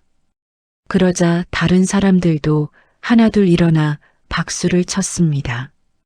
박수 소리가 연회장을 가득 채웠습니다. 하지만 모두가 박수를 친 것은 아니었습니다. 몇몇 사람들은 자리에 앉은 채 불편한 표정을 지었습니다. 그들은 오늘 일로 불이익을 받을까 두려워했습니다. 태주는 그 모든 것을 지켜보았습니다. 그리고 알았습니다. 변화는 쉽지 않을 것이라는 것을, 저항도 있을 것이라는 것을, 하지만 시작은 했다는 것을 말입니다. 송년회는 사실상 끝났습니다. 사람들은 하나둘 자리를 떠나기 시작했습니다. 어떤 사람들은 태준에게 다가와 악수를 청했고, 어떤 사람들은 수연에게 다가와 위로의 말을 건넸습니다. 박진수는 조용히 연회장을 빠져나갔습니다. 그의 뒷모습은 초라했습니다. 명단에 이름이 올라간 다른 사람들도 하나씩 자리를 떴습니다. 그들의 표정은 무거웠습니다. 1시간쯤 지나자 연회장에는 몇 사람만 남았습니다. 태준과 수연, 그리고 강민호 법무팀장과 몇몇 젊은 직원들이었습니다. 강민호는 태준에게 다가와 내일부터 바로 조사를 시작하겠다고, 관련 자료를 모두 확보하겠다고 말했습니다. 태준은 고개를 끄덕이며 자신이 가진 모든 자료를 넘기겠다고 답했습니다. 수연은 창가에 서서 밖을 바라보고 있었습니다. 밤하늘에는 별이 빛나고 있었습니다. 겨울밤 하늘은 맑았고 별은 선명했습니다. 태준이 수연에게 다가왔습니다. 그리고 조용히 괜찮냐고 물었습니다. 수연은 고개를 끄덕였습니다. 괜찮다고, 아니 괜찮을 것 같다고 대답했습니다. 그리고 말했습니다. 앞으로 힘든 시간도 있을 것이라고, 조사 과정에서 과거를 다시 들춰내야 할 것이라고, 하지만 이번에는 혼자가 아니라고, 자신이 함께 있을 것이라고 말했습니다. 수연은 눈물을 닦으며 감사하다고 말했습니다. 시아버지가 아니었다면 자신은 오늘 또다시 무너졌을 거라고, 하지만 이제는 일어설 수 있을 것 같다고 말했습니다. 태주는 미소를 지었습니다. 그리고 일어서는 것은 수연 자신의 힘이라고, 자신은 그저 옆에서 지켜본 것뿐이라고 말했습니다. 하지만 수연은 고개를 저었습니다. 아니라고, 시아버지가 용기를 내주셨기에 자신도 용기를 낼 수 있었다고 말했습니다. 그날 밤 태준과 수연은 마지막으로 연회장을 떠났습니다. 조명이 꺼지고 있었고 직원들이 정리를 하고 있었습니다. 화려했던 송년회의 흔적들이 하나씩 사라지고 있었습니다. 하지만 오늘 밤 이곳에서 일어난 일은 사라지지 않을 것이었습니다. 많은 사람들의 마음에 깊이 새겨질 것이었습니다. 며칠이 지났습니다. 송년회 다음 날부터 회사는 비상체제로 돌입했습니다. 강민호 법무팀장이 특별조사팀을 꾸렸습니다. 팀에는 변호사 3명과 회계사 2명, 그리고 외부 감사 전문가 2명이 포함되었습니다. 조사는 빠르게 진행되었습니다. 첫 번째 조사 대상은 20년 전의 사건이었습니다. 정우진이 제보했던 그 사건, 최 상무의 비리와 그 후속 처리 과정이었습니다. 강민호는 회사의 오래된 서고를 뒤졌습니다. 20년 전의 자료들이 먼지를 뒤집어 쓴 채 보관되어 있었습니다. 회의록과 이메일 기록, 인사 기록들을 하나씩 찾아냈습니다. 자료를 검토하면서 강민호는 놀라움을 금치 못했습니다. 당시 정우진의 제보 내용이 모두 사실이었다는 것이 명확했습니다. 최 상무의 비리는 의심의 여지가 없었습니다. 하지만 회사는 그것을 은폐하려 했습니다. 회의록에는 당시 고위 임원들의 냉정한 결정들이 그대로 기록되어 있었습니다. 조용히 처리한다는 말, 제보자를 내보낸다는 말, 업계에 소문을 퍼뜨린다는 말들이 적혀 있었습니다. 강민호는 재무팀의 협조를 요청해 당시 자금 흐름을 추적했습니다. 최 상무가 빼돌린 돈의 경로를 따라갔습니다. 그리고 놀라운 사실을 발견했습니다. 그 자금이 단순히 최 상무 개인 계좌로만 간 것이 아니었습니다. 일부는 다른 고위 임원들에게도 흘러갔습니다. 강민호는 그 내역을 정리했습니다. 5명의 이름이 나왔습니다. 그중 2명은 아직 회사에 남아 있었습니다. 강민호는 그들을 하나씩 면담했습니다. 처음에는 모두 부인했습니다. 자신은 몰랐다고, 관련이 없다고 말했습니다. 하지만 증거를 보여주자 태도가 달라졌습니다. 어떤 사람은 사과했고 어떤 사람은 변명했습니다. 강민호는 그들의 진술을 모두 기록했습니다. 그리고 보고서를 작성하기 시작했습니다. 한편 외부 감사 전문가들은 증언을 수집했습니다. 당시 회사에 있었던 사람들을 찾아냈습니다. 대부분은 이미 퇴사했지만 몇몇은 아직 회사에 남아 있었습니다. 그들을 하나씩 인터뷰했습니다. 20년 전의 기억을 떠올려 달라고 요청했습니다. 처음에는 모두 망설였습니다. 오래된 일이고 기억도 희미하고 말하기 곤란하다고 했습니다. 하지만 끈질기게 설득했습니다. 증거 자료를 보여주며 이건 진실을 밝히는 일이라고, 정의를 세우는 일이라고 말했습니다.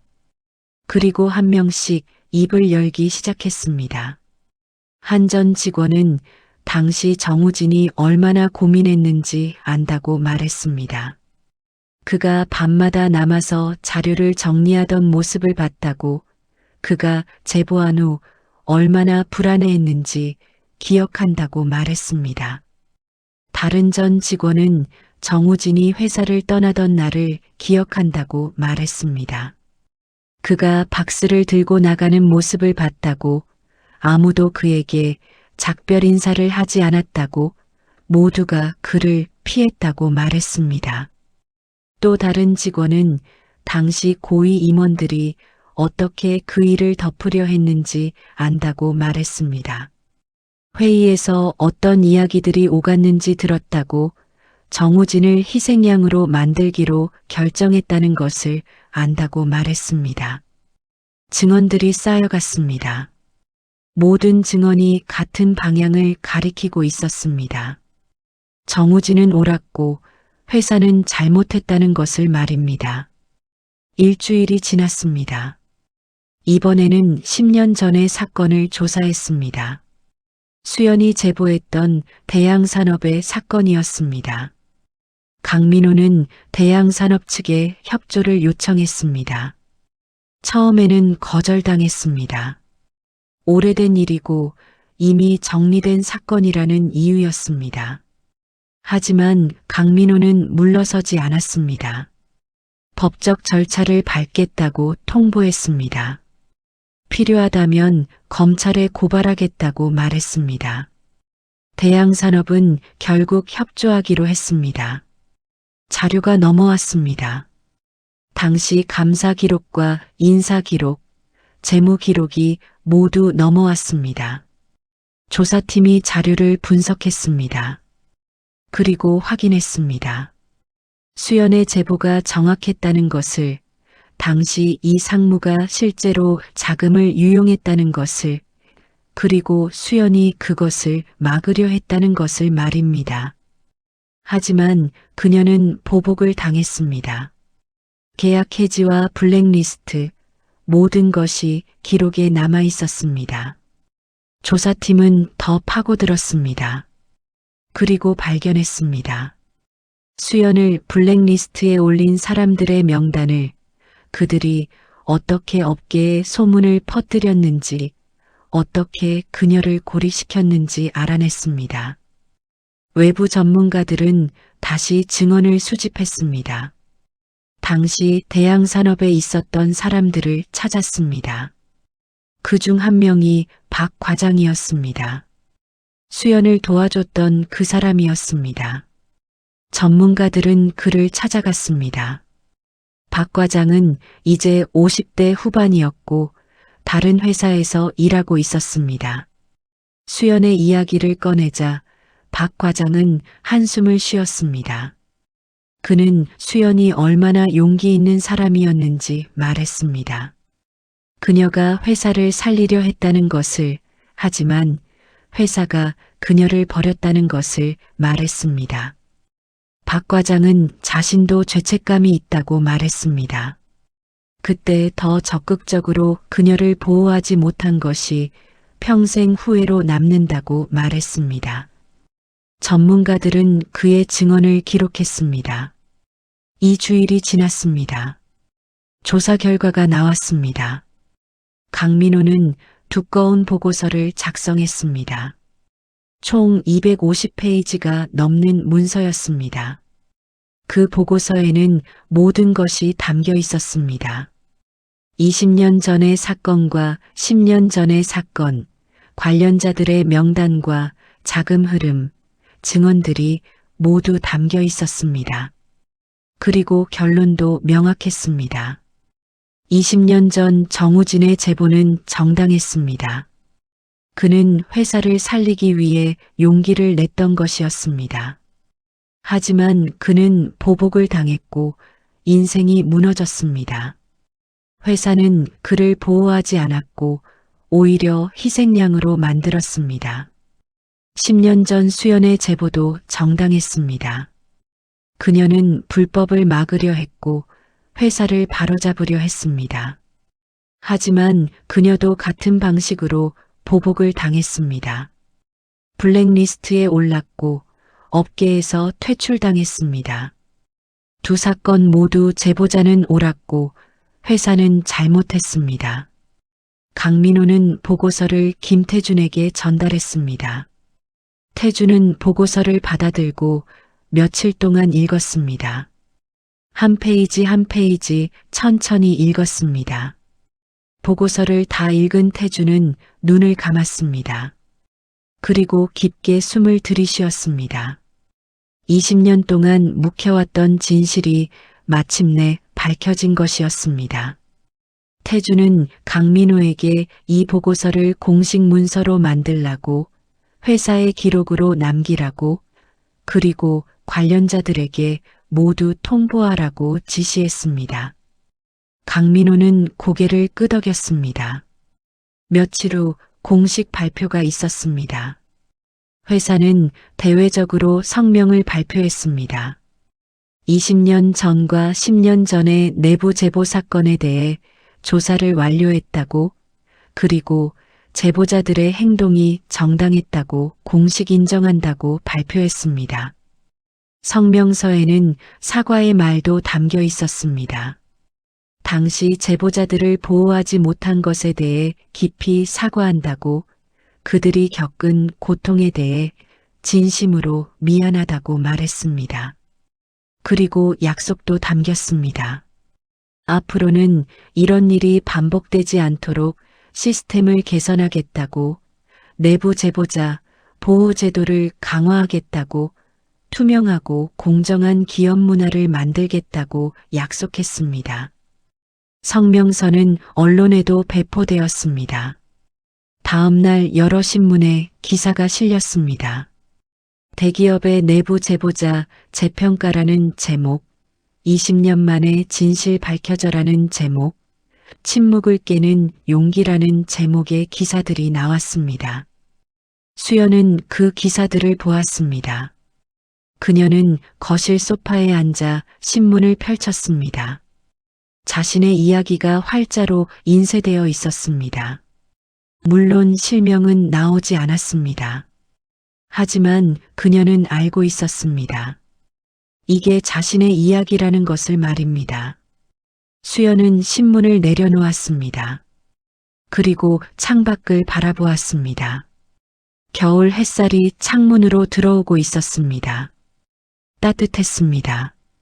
수연은 깊게 숨을 들이쉬었습니다. 가슴속 깊은 곳에서부터 무언가가 풀리는 것을 느꼈습니다. 10년 동안 그녀를 짓눌렀던 무게, 낙인, 수치심, 그 모든 것이 조금씩 사라지고 있었습니다. 그날 오후 수연은 태준을 찾아갔습니다. 태준은 서재에 앉아 책을 읽고 있었습니다. 수연이 들어오자 그는 미소를 지으며 책을 내려놓았습니다. 수연은 태준 앞에 앉았습니다. 그리고 조용히 감사하다고 말했습니다. 태준은 고개를 저었습니다. 아니라고, 자신이 해야 할 일을 한 것뿐이라고 말했습니다. 수연은 눈물을 흘렸습니다. 하지만 이번에는 슬픔의 눈물이 아니었습니다. 감사의 눈물이었고 안도의 눈물이었습니다.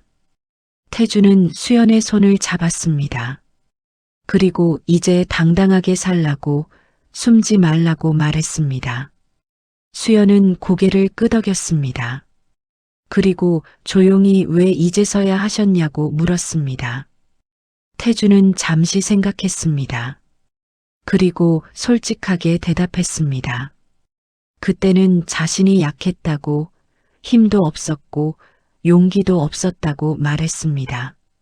그는 창밖을 바라보았습니다. 20년이 걸렸다고, 용기를 내기까지 20년이 걸렸다고 말했습니다. 태준은 다시 수연을 바라보았습니다. 하지만 지금은 다르다고, 지금은 책임을 질 자리에 있다고, 그래서 더 이상 침묵하지 않기로 했다고 말했습니다.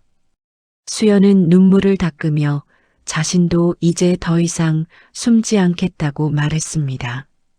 태준은 미소를 지었습니다. 그래야 한다고, 당당하게 살아야 한다고 말했습니다. 그들은 한동안 아무 말 없이 앉아 있었습니다. 창밖으로는 겨울 햇살이 쏟아지고 있었습니다. 따뜻하고 평화로웠습니다.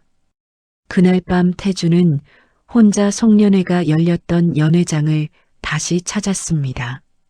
이제 불이 꺼진 그곳은 고요했습니다. 화려했던 조명도, 음악도, 웃음소리도 모두 사라졌습니다.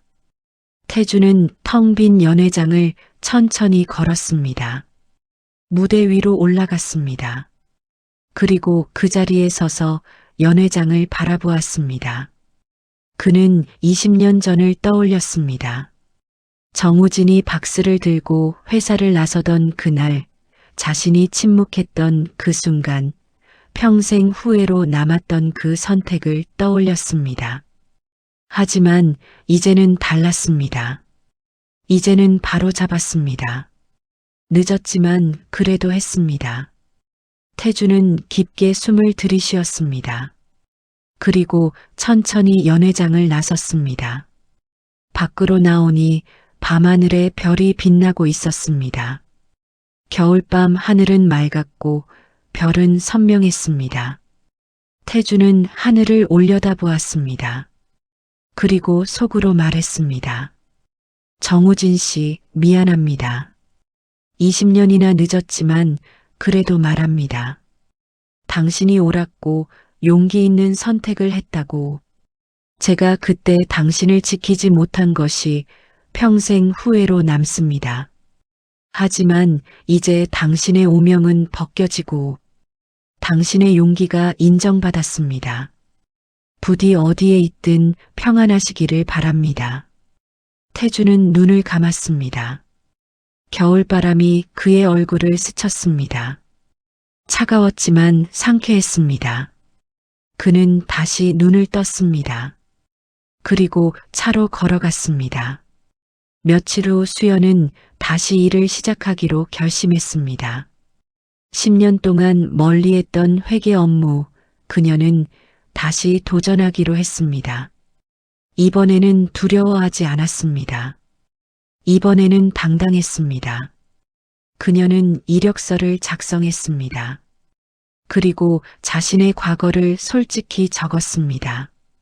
10년 전 내부 고발을 했다는 것, 회사의 불법 자금 흐름을 신고했다는 것, 그 결과 블랙리스트에 올랐고 업계에서 퇴출당했다는 것, 하지만 이제 그 행동이 정당했다는 것이 공식적으로 인정되었다는 것을 적었습니다.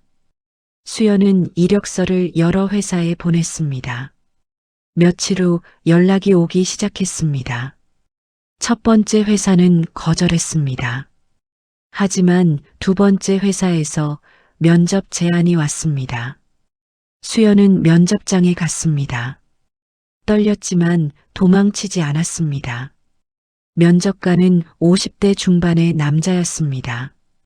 그는 수연의 이력서를 보며 10년 전 그 사건의 당사자냐고 물었습니다. 수연은 고개를 끄덕였습니다. 면접관은 잠시 침묵했습니다. 그리고 자신도 그 기사를 봤다고, 용기 있는 일이었다고, 우리 회사는 그런 사람이 필요하다고 말했습니다. 수연은 눈을 크게 떴습니다. 면접관은 미소를 지었습니다. 올바른 일을 하는 사람, 두려워하지 않는 사람이 필요하다고, 그런 사람이 회사를 바르게 만든다고 말했습니다.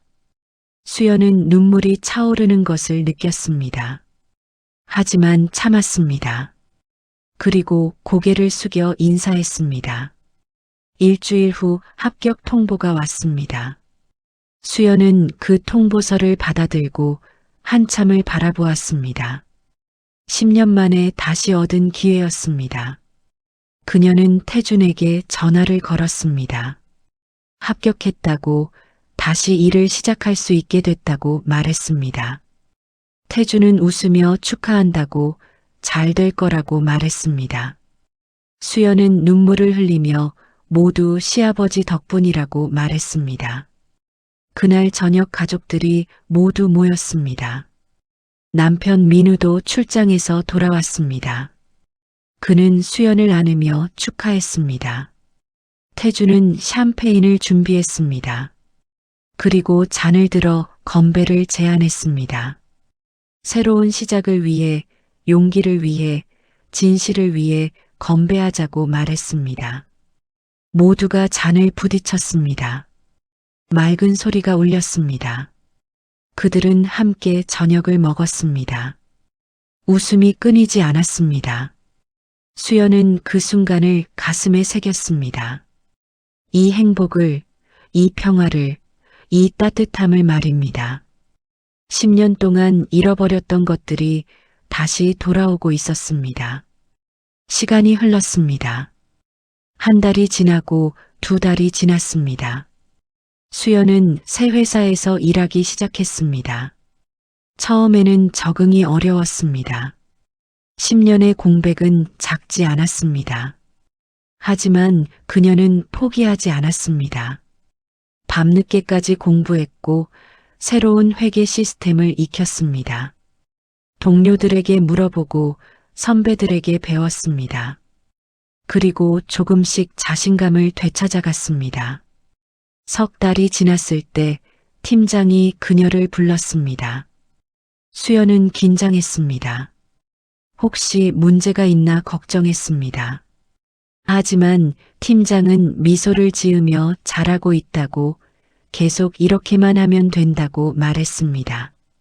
수연은 안도했습니다. 그리고 감사했습니다. 팀장은 계속 말했습니다. 수연이 용기 있는 사람이라는 것을 안다고, 그런 사람이 필요하다고, 앞으로도 올바른 일을 하는 사람이 되어 달라고 말했습니다. 수연은 고개를 끄덕였습니다. 그날 퇴근길 수연은 생각했습니다. 자신이 다시 일하고 있다는 것이, 다시 인정받고 있다는 것이, 다시 당당하게 살고 있다는 것이, 모든 것이 꿈만 같다고 말입니다. 하지만 이건 꿈이 아니었습니다. 현실이었습니다. 침묵을 깬 그 순간부터 시작된 변화였습니다. 6달이 지났습니다. 어느 날 수연은 우편물을 받았습니다. 발신인은 대양산업이었습니다. 10년 전 그녀가 일했던 그 회사였습니다. 수연은 놀랐습니다. 왜 그들이 자신에게 편지를 보냈을까? 그녀는 조심스럽게 봉투를 뜯었습니다. 안에는 한 장의 편지가 들어 있었습니다. 편지는 회사 대표의 이름으로 쓰여져 있었습니다. 내용은 간단했습니다. 10년 전 당신이 한 행동에 대해 사과하고 싶다는 말, 당시 회사는 당신을 보호하지 못했다는 말, 오히려 당신을 내보냈다는 말, 그것은 잘못된 결정이었다는 말이 적혀 있었습니다. 최근 다른 기업의 사례를 보고 우리 회사도 과거를 돌아보았다는 말, 그리고 당신에게 진심으로 사과해야 한다고 생각했다는 말이 이어졌습니다. 당신은 용기 있는 사람이었다는 말, 당신은 회사를 살리려 했다는 말까지만 회사는 당신을 버렸다는 말, 이 편지가 늦었다는 것을 안다는 말까지만 그래도 전하고 싶었다는 말, 당신에게 진심으로 사과한다는 말, 그리고 당신의 용기에 감사한다는 말이 적혀 있었습니다. 수연은 편지를 읽으며 눈물을 흘렸습니다. 10년 만에 들은 사과였습니다. 10년 만에 받은 인정이었습니다.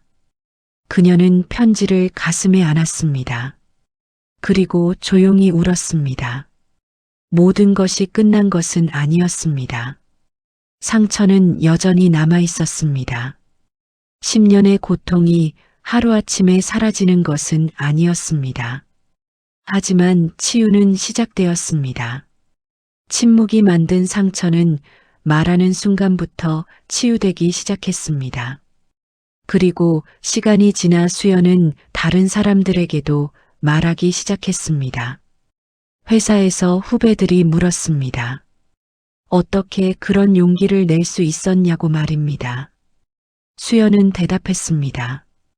용기는 한순간의 결정이라고, 하지만 그 한순간이 모든 것을 바꿀 수 있다고 말했습니다. 후배들은 고개를 끄덕였습니다. 수연은 계속 말했습니다. 잘못된 것을 보면 말하라고, 두려워하지 말라고, 침묵은 때로 가장 큰 폭력이 된다고 말했습니다. 그 말을 들은 후배들의 눈빛이 달라졌습니다. 희망이 보였습니다. 용기가 보였습니다. 수연은 알았습니다. 자신의 이야기가 다른 사람들에게 힘이 된다는 것을, 그리고 그것이 바로 자신이 겪은 고통의 의미라는 것을 말입니다. 1년이 지났습니다. 수연은 이제 완전히 자리를 잡았습니다. 회사에서 인정받는 직원이 되었고 후배들의 멘토가 되었습니다. 태주는 회사에서 은퇴했습니다. 67살이었습니다. 오랜 시간 회사를 위해 일했고 이제는 쉴 시간이었습니다. 은퇴식 날 많은 사람들이 모였습니다. 그들은 태준에게 감사를 표했습니다. 그의 헌신에, 그의 리더십에 감사한다고 말했습니다. 하지만 태준이 가장 자랑스러워하는 것은 따로 있었습니다. 송년회에서 침묵을 깬 그 순간, 진실을 말한 그 순간이었습니다. 그것이 그의 37년 회사 생활 중 가장 의미 있는 순간이었습니다. 은퇴식이 끝나고 태주는 혼자 회사를 나섰습니다. 정문을 나서며 그는 뒤를 돌아보았습니다. 높은 빌딩, 그 안에서 수많은 사람들이 일하고 있었습니다. 태주는 속으로 빌었습니다. 부디 이 회사가 침묵하지 않는 회사가 되기를, 말할 수 있는 회사가 되기를, 진실이 존중받는 회사가 되기를 바랐습니다. 그리고 다시는 정우진 같은 사람이 나오지 않기를 바랐습니다. 태주는 고개를 돌렸습니다. 그리고 앞으로 걸어갔습니다. 새로운 인생이 시작되었습니다. 그날 밤 수연과 민우 그리고 태주는 함께 저녁을 먹었습니다. 작은 한정식 집이었습니다. 조용하고 아늑했습니다. 그들은 음식을 먹으며 이야기를 나누었습니다. 회사 이야기와 앞으로의 계획, 소소한 일상들을 이야기했습니다. 식사가 끝날 무렵 태준이 말했습니다. 오늘 하고 싶은 말이 있다고 말입니다. 수연과 민우는 시아버지를 바라보았습니다. 태준은 미소를 지으며 계속 말했습니다. 2년 동안 많은 것이 변했다고, 수연도 변했고, 자신도 변했고, 회사도 변했다고 말했습니다. 수연은 고개를 끄덕였습니다. 민우도 아버지 덕분이라고 말했습니다. 태주는 잔을 들었습니다. 침묵을 깬 모든 사람들을 위해, 용기를 낸 모든 사람들을 위해, 그리고 진실을 위해 건배하자고 말했습니다. 세 사람은 잔을 부딪혔습니다. 그리고 그들은 알았습니다. 침묵이 얼마나 큰 상처를 남기는지를, 그리고 말하는 것이 얼마나 큰 치유가 되는지를 말입니다. 밤하늘에 별이 빛나고 있었습니다. 오늘의 이야기는 여기서 마칩니다.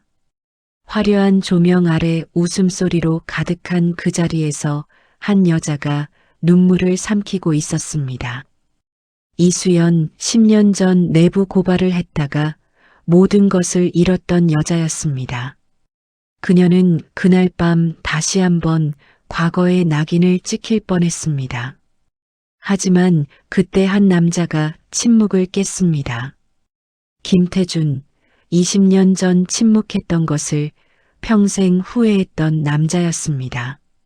그는 이번에는 다르게 하기로 결심했습니다. 침묵하지 않기로, 말하기로, 진실을 밝히기로 결심했습니다. 그리고 그 선택은 모든 것을 바꾸었습니다. 수연은 다시 일어섰습니다. 10년 만에 다시 일을 시작했고 당당하게 살기 시작했습니다. 태주는 20년의 후회를 갚았습니다. 늦었지만 그래도 했습니다. 그리고 그것으로 평안을 얻었습니다. 이 이야기가 우리에게 전하는 메시지는 무엇일까요? 침묵은 때로 편할 수 있습니다. 문제를 일으키지 않고 파장을 만들지 않습니다. 조용히 평화롭게 지나갈 수 있습니다. 하지만 그 침묵이 만드는 상처는 평생 남습니다. 침묵한 사람에게도 침묵으로 피해를 본 사람에게도 상처는 남습니다. 반대로 말하는 것은 어려울 수 있습니다. 용기가 필요하고 대가를 치를 수도 있습니다. 외롭고 두렵습니다. 하지만 말하는 순간부터 치유가 시작됩니다. 진실이 밝혀지고 정의가 세워지고 상처가 아물기 시작합니다. 태주는 20년이 걸렸습니다. 하지만 그는 결국 말했습니다. 그리고 그것으로 모든 것이 달라졌습니다. 수연은 10년을 견뎠습니다. 혼자서 침묵 속에서 견뎠습니다. 하지만 누군가 그녀를 위해 말해주었을 때 그녀는 다시 일어설 수 있었습니다. 우리 모두에게는 선택의 순간이 옵니다. 침묵할 것인가 말할 것인가 외면할 것인가 마주할 것인가 하는 선택의 순간이 옵니다.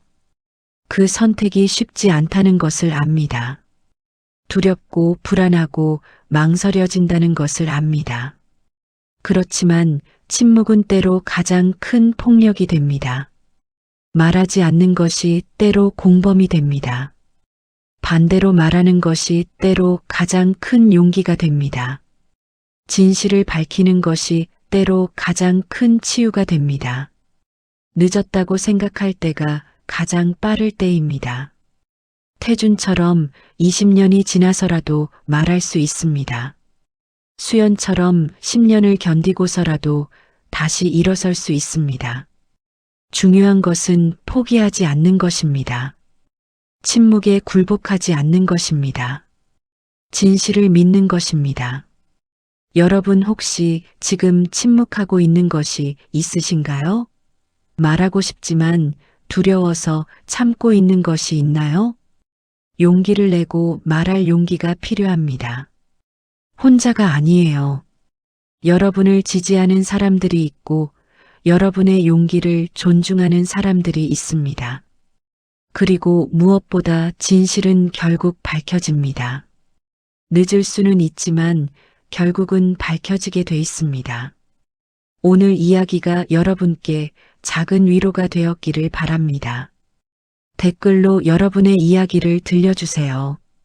그리고 이 사연이 감동적이었다면 구독과 좋아요 부탁드립니다.